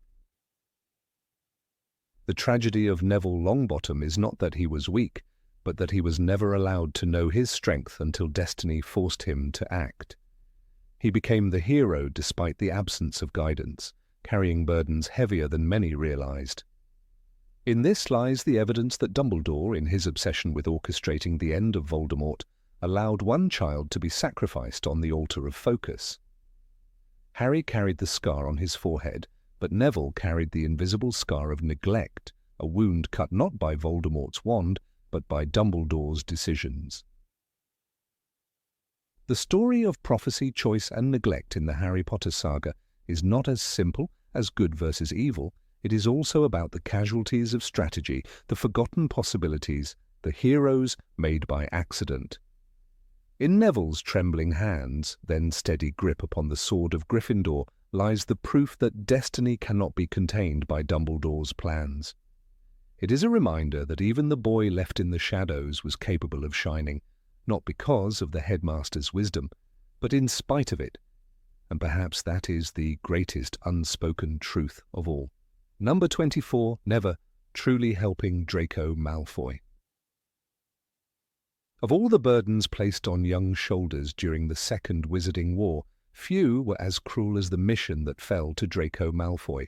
In Harry Potter and the Half-Blood Prince, he was tasked with assassinating Albus Dumbledore, the most powerful wizard of his age. Voldemort did not give Draco this assignment out of respect or trust, but as punishment and a death sentence for Lucius Malfoy's failures. Draco was 16 years old, still a student, a boy caught in the machinery of dark politics and family loyalty. He had no choice but to attempt the impossible, and the weight of it nearly crushed him. It is in this shadowed story arc that Dumbledore himself, often revered as wise and benevolent, can be questioned. his choices reveal a darker side of strategy, one in which Draco's suffering became an acceptable price to pay in a greater plan. The pages of the sixth book show us the deterioration of Draco's spirit. The once arrogant, sharp-tongued rival of Harry Potter now carried the haunted expression of someone aging far too quickly. Harry himself noticed this change. In Chapter 12, Silver and Opals, after the cursed necklace incident, Harry remarks on Draco's pallor, his exhaustion, his constant absence from his friends. The boy who once strutted down corridors now lurked in shadows, secretly attempting to repair the vanishing cabinet and plan for an assassination. Rowling writes, "He had the look of one who had dwelt for some time in a dark place." This is not the image of a bully.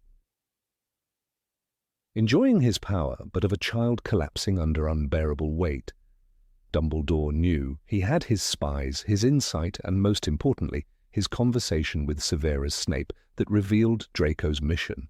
Yet his actions were curiously restrained. He did not intervene publicly to free Draco of the impossible task.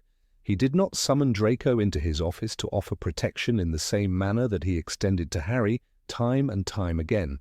Instead, he seemed to allow events to spiral toward their inevitable conclusion. Some defenders of Dumbledore argue that he was protecting Draco by orchestrating his own death with Snape, ensuring that Draco would not become a murderer. But if that was the ultimate safeguard, why did Dumbledore let the boy walk so long down a road of fear, isolation, and near collapse? The clearest evidence of Draco's torment appears on the night atop the astronomy tower. Draco disarms Dumbledore, his wand trembling, his words more desperate than triumphant. Rowling captures the moment with haunting clarity. Draco Malfoy was standing with his wand pointed directly at Dumbledore, who, though weakened, looked at him with great compassion. Draco's voice breaks as he admits, "I've got to do it. He'll kill me. He'll kill my family." In that scene, the facade of Draco's arrogance crumbles completely. He is not a killer. He is a child forced into the role of executioner, while Dumbledore, ever the tactician, chooses not to step in until the very end. Some might suggest that Dumbledore's restraint was part of his broader strategy, that he needed Voldemort to believe Draco capable of the mission, thereby ensuring Snape's position in Voldemort's trust when he ultimately performed the killing himself. Yet here lies the troubling truth. Dumbledore accepted Draco's torment as collateral damage. He observed a boy unraveling under impossible pressure and did not extend the same protective hand he so often offered to Harry. In fact, his deliberate choice to wait until the tower confrontation meant that Draco endured months of spiraling fear and self-destruction, months where his soul withered and his childhood ended. There is a telling passage earlier in the book that underscores this negligence. Harry eavesdrops on Draco in Moaning Myrtle's bathroom, finding him sobbing in front of the sink, collapsing under the weight of his secret. Rowling writes, "Draco was kneeling on the floor with his head buried in his arms. He was shaking, and he sounded as though he was crying. Harry, shocked to see his rival so broken, almost retreats before Draco lashes out. Here was the moment when Draco's humanity was laid bare, and the tragic part is that Dumbledore surely knew of his condition. Through teachers, portraits, and the vigilance of Snape, he was aware of Draco's inner struggle, yet he never personally reached out until the very climax."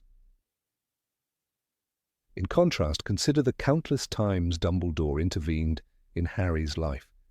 He visited him at Privet Drive, defended him at the Ministry, even personally taught him critical lessons about Voldemort's past. He placed safeguards around Harry from infancy. The difference in treatment between Harry and Draco could not be starker. To Dumbledore, Harry was the chosen one, the boy who needed nurturing to fulfill his destiny. Draco was a pawn on Voldemort's chessboard, someone to be observed, managed, and ultimately maneuvered into a role that benefited Dumbledore's grand design. This unequal compassion exposes the coldness in his strategic mind. The Astronomy Tower confrontation is often read as Dumbledore's act of mercy, sparing Draco from committing murder by arranging for Snape to strike the killing blow, but the mercy came too late. By that point, Draco had already been broken by the weight of expectation. He had tried to poison Dumbledore with the mead, to kill Katie Bell with the cursed necklace, actions that nearly resulted in the deaths of innocent students. These desperate attempts show a boy who was not calculating but floundering, ready to try anything just to save his family. Dumbledore's inaction allowed those near disasters to occur, risking lives at Hogwarts in the process. Was this truly wisdom, or a calculated gamble with children's safety? Dumbledore himself admits, in his final words to Draco, that he knew, all along. "I do not think you will kill me, Draco. Killing is not nearly as easy as the innocent believe." His tone is almost pedagogical, as though he were testing Draco, not rescuing him. In this moment, Dumbledore places himself in the role of a teacher until the very end, guiding the boy to the realization that murder is beyond him. Yet one must ask, should that lesson have been taught at the brink of a killing curse, after months of torment, rather than in a safer, earlier intervention? Snape's role further complicates the story. Bound by the unbreakable vow to Narcissa Malfoy, Snape was forced to protect Draco at all costs. In essence, Draco's true safeguard was not Dumbledore's compassion, but Snape's coerced promise. Dumbledore relied on this vow to ensure that Draco would not succeed, but again, this placed Draco in a cage of fear until the final moment. Even the safeguard itself came from a mother's desperate plea, not from the headmaster's initiative. Narcissa acted to save her son, while Dumbledore watched from the distance of strategy. The tragedy of Draco's mission is heightened by what comes afterward. By the time of Deathly Hallows, Draco's arrogance has withered entirely. At Malfoy Manor, he is subdued, hesitant, even unwilling to confirm Harry's identity to the Death Eaters. The boy who once sought glory as a pure-blood heir is now a shadow moulded by trauma. He has seen what the Dark Lord's favour truly means: slavery, terror, and the destruction of innocence. If Dumbledore's plan was to protect Draco's soul from murder, it succeeded narrowly. But the scars of the experience shaped Draco into someone who lived with constant fear and regret. The cost of Dumbledore's delayed compassion was Draco's broken youth. There is also a moral contrast to consider in how Dumbledore treated Tom Riddle as a child. When he first met young Riddle at Wool's orphanage, he offered him guidance, albeit cautiously. He recognized the darkness within the boy, but still gave him a place at Hogwarts. With Draco, who was already entangled in darkness, but not irredeemably so, Dumbledore withheld that same guidance. He never sat Draco down in his office to speak to him as he once did with Tom Riddle. Had he done so, Draco might have seen another path, one in which loyalty to family did not mean slavery to Voldemort. It is tempting to excuse Dumbledore on the grounds that he had to prioritize the larger war. He was fighting Voldemort not only with spells, but with layered strategies, and Draco's suffering may have seemed a small thread in the tapestry of sacrifice. Yet readers must not forget that Hogwarts was still a school, a place for children. When the headmaster allowed one of his students to carry a death sentence without intervening until the very last moment, he crossed a moral line. He treated Draco not as a child under his care, but as a piece in the game. In that choice lies the uncomfortable truth that Dumbledore, for all his wisdom, sometimes went too far. The tragedy of Draco Malfoy in the sixth book is not only that he was tasked with murder, but that he was left to suffer alone. He sobbed in bathrooms, wandered corridors with death in his thoughts, and tried clumsily to enact violence he never truly wanted. His humanity flickered throughout the book, glimpsed by Harry, Myrtle, and finally Dumbledore on the tower. Yet by allowing events to reach that climax without intervention, Dumbledore revealed a flaw in his otherwise legendary compassion. He had saved Harry countless times. He never truly saved Draco, and perhaps that will always be remembered as the moment when Albus Dumbledore, in pursuit of a greater plan, went too far. Number 25. Ignoring the fake Mad-Eye Moody.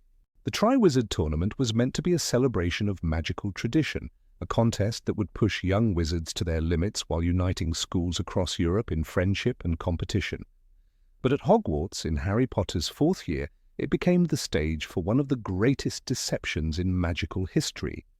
For an entire school year, Albus Dumbledore, the wizard hailed as the sharpest mind of his era, worked side by side with a man he believed to be Alastair Mad-Eye Moody. This figure walked the corridors, clutched his flask, barked at students, and even gave Harry invaluable lessons in defense. Yet the man behind the magical eye and scars was not Moody at all.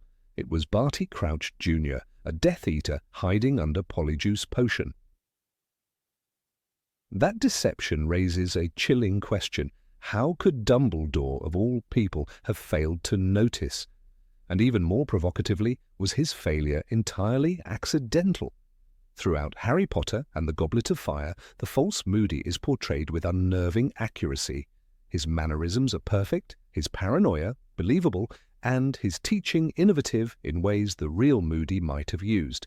He introduces Harry's class to the unforgivable curses, demonstrating Avada Kedavra on a spider with a chilling effect.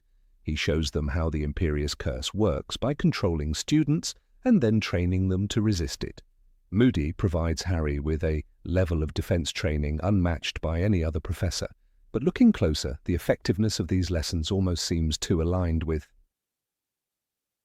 Dumbledore's goals. Was it truly a mistake that the headmaster let a Death Eater teach children to resist the dark arts? Consider that Dumbledore was fully aware of the dangers surrounding the tournament. He knew that Voldemort's supporters were moving in the shadows, that the Dark Lord's return was no longer a question of if, but when.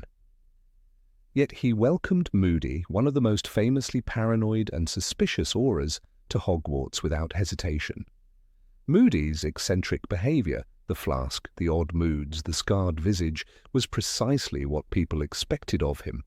But one must ask, how could Dumbledore, a wizard so attuned to the smallest irregularities, not have noticed something was amiss? Even Severus Snape, with his practiced suspicion, never questioned the impostor's presence. That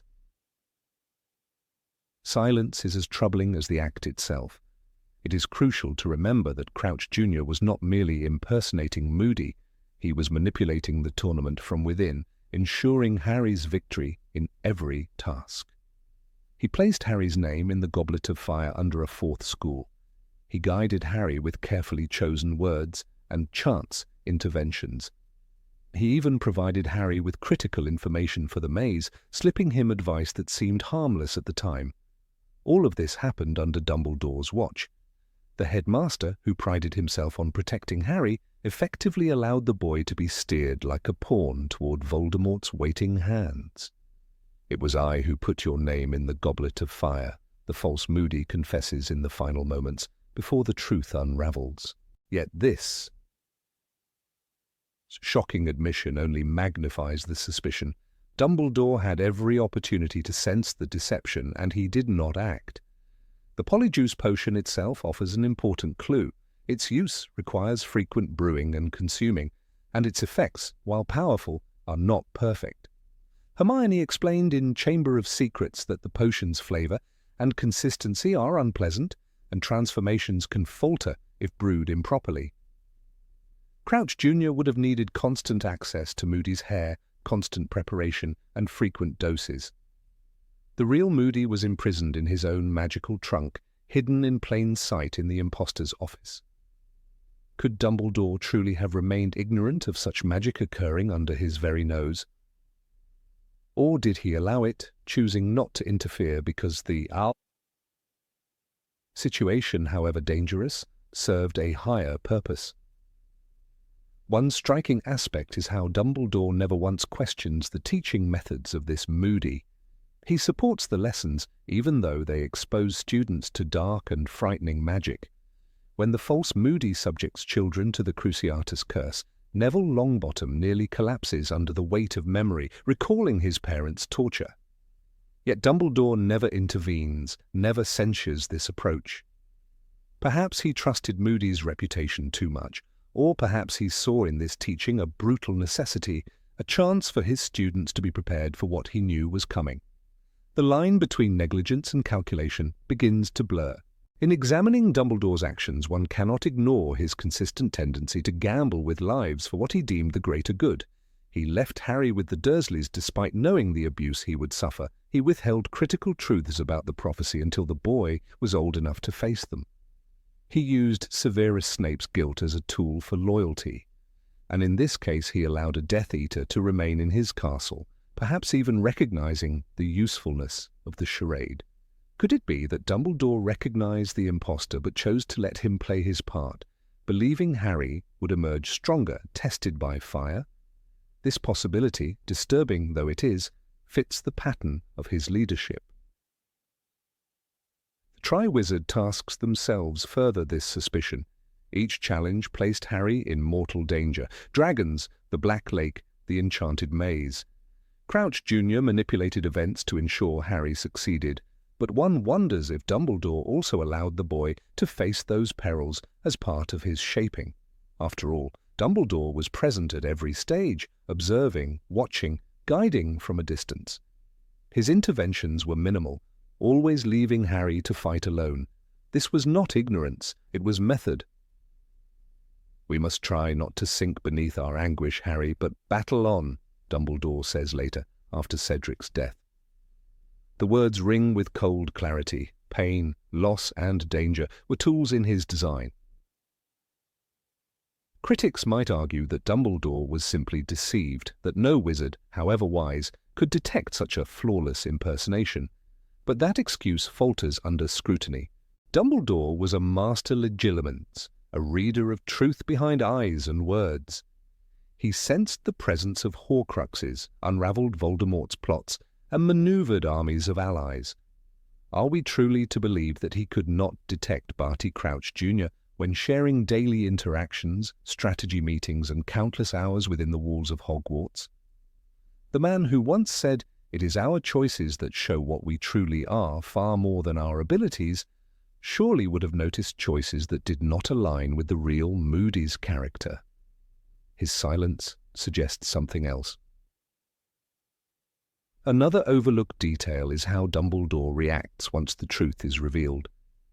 When Crouch Jr. is exposed, Dumbledore is quick to accept the confession and move on to the larger crisis, Voldemort's return.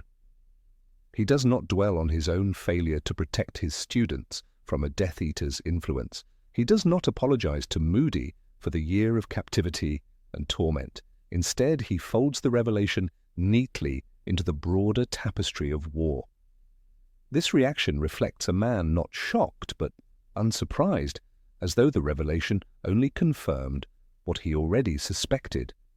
His eyes, always described as twinkling even in grim moments, do not dim with shame, they sharpen with focus. It is also telling that Dumbledore keeps Harry so close to the impostor. Moody becomes Harry's mentor, guiding him through the tournament and feeding him encouragement. If Dumbledore truly believed this was Moody, why would he allow such intimacy between his protégé and an ex-aura known for paranoia and instability? The answer may lie in the opportunity. By letting Crouch Jr. serve as a teacher, Dumbledore ensured that Harry gained invaluable defensive training, skills that would serve him when Voldemort inevitably returned. If the price of that training was deception, then perhaps Dumbledore deemed it acceptable. The most chilling interpretation is that Dumbledore used the impostor to lure Voldemort into revealing himself. By allowing Crouch Jr. to manipulate events, Dumbledore ensured that Harry would be taken to the graveyard in Little Hangleton, that Voldemort would regain a body, and that the wizarding world would no longer be able to deny his return. "You are blinded," Cornelius Fudge accuses Dumbledore after the third task, refusing to believe Harry's account. But Dumbledore's eyes were never blind. He may have orchestrated the very scenario that brought Voldemort back, knowing that only with proof could the wizarding world rally for the fight ahead. Even the imprisonment of the real Moody becomes part of this dark possibility. Locked in a trunk, stripped of his freedom, the Auror who had hunted Death Eaters for decades was reduced to a prisoner in his own likeness. Yet Dumbledore never sought him, never realized he was missing. Was this neglect, or was it the willingness to sacrifice one man's safety for the movement of the larger chessboard? To Dumbledore, who admitted to Harry later, "I cared more for your happiness than your knowing the truth." Sacrifices were the currency of war. Moody, Cedric, and even Harry himself were all pieces in play. Ultimately, the question lingers like a curse over the tournament. Did Albus Dumbledore truly fail to see, or did he choose not to act? The record shows a man who allowed a Death Eater to masquerade within Hogwarts, who permitted Harry to be guided toward Voldemort's waiting arms, and who accepted the consequences without hesitation. Perhaps he believed the risk was necessary, perhaps he thought the lesson worth the loss, or perhaps, as many whisper, he simply went too far in his endless pursuit of the greater good. Number 26. Allowing monsters and deadly dangers at Hogwarts. The grounds of Hogwarts School of Witchcraft and Wizardry were never the safe sanctuary that students and parents might have assumed. When one looks closely at the long list of threats concealed within its ancient walls, the image of a benevolent headmaster who placed children's well-being above all else begins to fracture. Albus Dumbledore, admired as the wisest wizard of his time, made choices that repeatedly put hundreds of students in direct danger. He presided over an institution where the boundary between education and peril seemed deliberately blurred. The line of defense he often gave, that challenges build character, rings hollow when weighed against the horrors the students faced, from monstrous beasts to enchanted trees that could kill with a single blow. Consider the case of the Whomping Willow, a tree so ferociously violent that even approaching it was a death wish. It was planted directly on the school grounds, in plain sight of curious children. One strike of its colossal branches could shatter bones, and several passages in the books underscore its lethal nature. In Harry Potter and the Prisoner of Azkaban, Harry recalls, "The Whomping Willow was a very violent tree which could attack anyone who came too close." This was not a rare, hidden menace, but a daily presence looming near the castle. Yet Dumbledore allowed it to stand unmoved by the obvious risks, insisting that the tree protected a secret passage for a werewolf professor. The cost of maintaining that secret was the possibility of students being crushed to death in what was supposed to be their place of learning. The dangers at Hogwarts extended far beyond enchanted flora. In the Chamber of Secrets, a monstrous basilisk slithered beneath the castle for centuries, its gaze capable of killing instantly. The fact that the creature remained hidden so long reflects not only Salazar Slytherin's design, but also Dumbledore's negligence. He knew the legend, he knew the chamber existed, yet he never fully investigated its truth until students began turning to stone. Hermione Granger was only saved because she used a mirror to avoid the basilisk's direct gaze, but the risk was catastrophic. "The basilisk kills people by looking at them," Harry realized in panic. This was no theoretical danger. It was a living nightmare unleashed inside the school itself, and Dumbledore did not prevent it before children paid the price. Then there was Aragog, the monstrous acromantula Hagrid raised in secret. Though Hagrid's love for magical creatures was sincere, the headmaster's tolerance of an acromantula on school grounds was deeply reckless. Aragog's own words testify to his nature. "Do not insult Hagrid in front of me," he told Harry and Ron, "but I cannot deny my sons and daughters fresh meat when they are hungry." Dumbledore surely knew what such a colony could do if unleashed, and yet the forest where they thrived was part of the school's domain, and students like Harry were routinely sent there for detentions. It was a deliberate choice to let deadly creatures remain, excused as tradition and part of the educational experience. One cannot ignore the decision to employ Remus Lupin as defense against the dark arts teacher while allowing him to roam freely among children. Lupin was a good man, and his lessons were invaluable, yet the undeniable fact remains. He was a werewolf. On the nights of the full moon, he lost all sense of humanity. The Whomping Willow and the secret passage to the Shrieking Shack were designed to contain him, but children discovered that secret long before the truth was revealed. Harry, Ron, and Hermione followed Sirius Black and nearly died when Lupin transformed. Dumbledore's defense was that Wolfsbane potion kept Lupin safe, but one missed dose could have turned a professor into a predator in a castle full. The school also witnessed the presence of mountain trolls, creatures known for their brutality. In Harry Potter and the Philosopher's Stone, a troll was let loose within the very castle where first years had barely settled into their new environment. Quirrell may have been the one to smuggle it in, but the question remains why Hogwarts was so ill-prepared for such a threat. Hermione nearly died in that girl's bathroom. The Trolls' Club swung high, then smashed into the sink behind her, shattering it, the book describes. What is striking is not only the troll itself, but the normalization of such monsters around the school. Students were warned not to enter the Forbidden Forest, but detentions deliberately sent them there, facing centaurs, werewolves, and acromantulas. Danger was never an accident at Hogwarts. It was baked into the curriculum. Dumbledore's philosophy seems to have been rooted in the idea that exposure to risk builds courage. He told Harry in the Philosopher's Stone, "It does not do to dwell on dreams and forget to live." But this sentiment, beautiful on its own, veiled a pattern of decisions where living often meant surviving the very dangers he permitted. Gryffindor values of bravery were exalted, yet bravery at Hogwarts often meant facing life-threatening beasts or surviving encounters that should never have occurred in a school. When parents sent their children to Hogwarts, did they know their 11-year-olds might confront a three-headed dog, like Fluffy, chained only by the promise that music could lull it to sleep? Fluffy is another example of reckless endangerment. The creature was stationed in the castle itself, guarding the trapdoor that led to the Philosopher's Stone.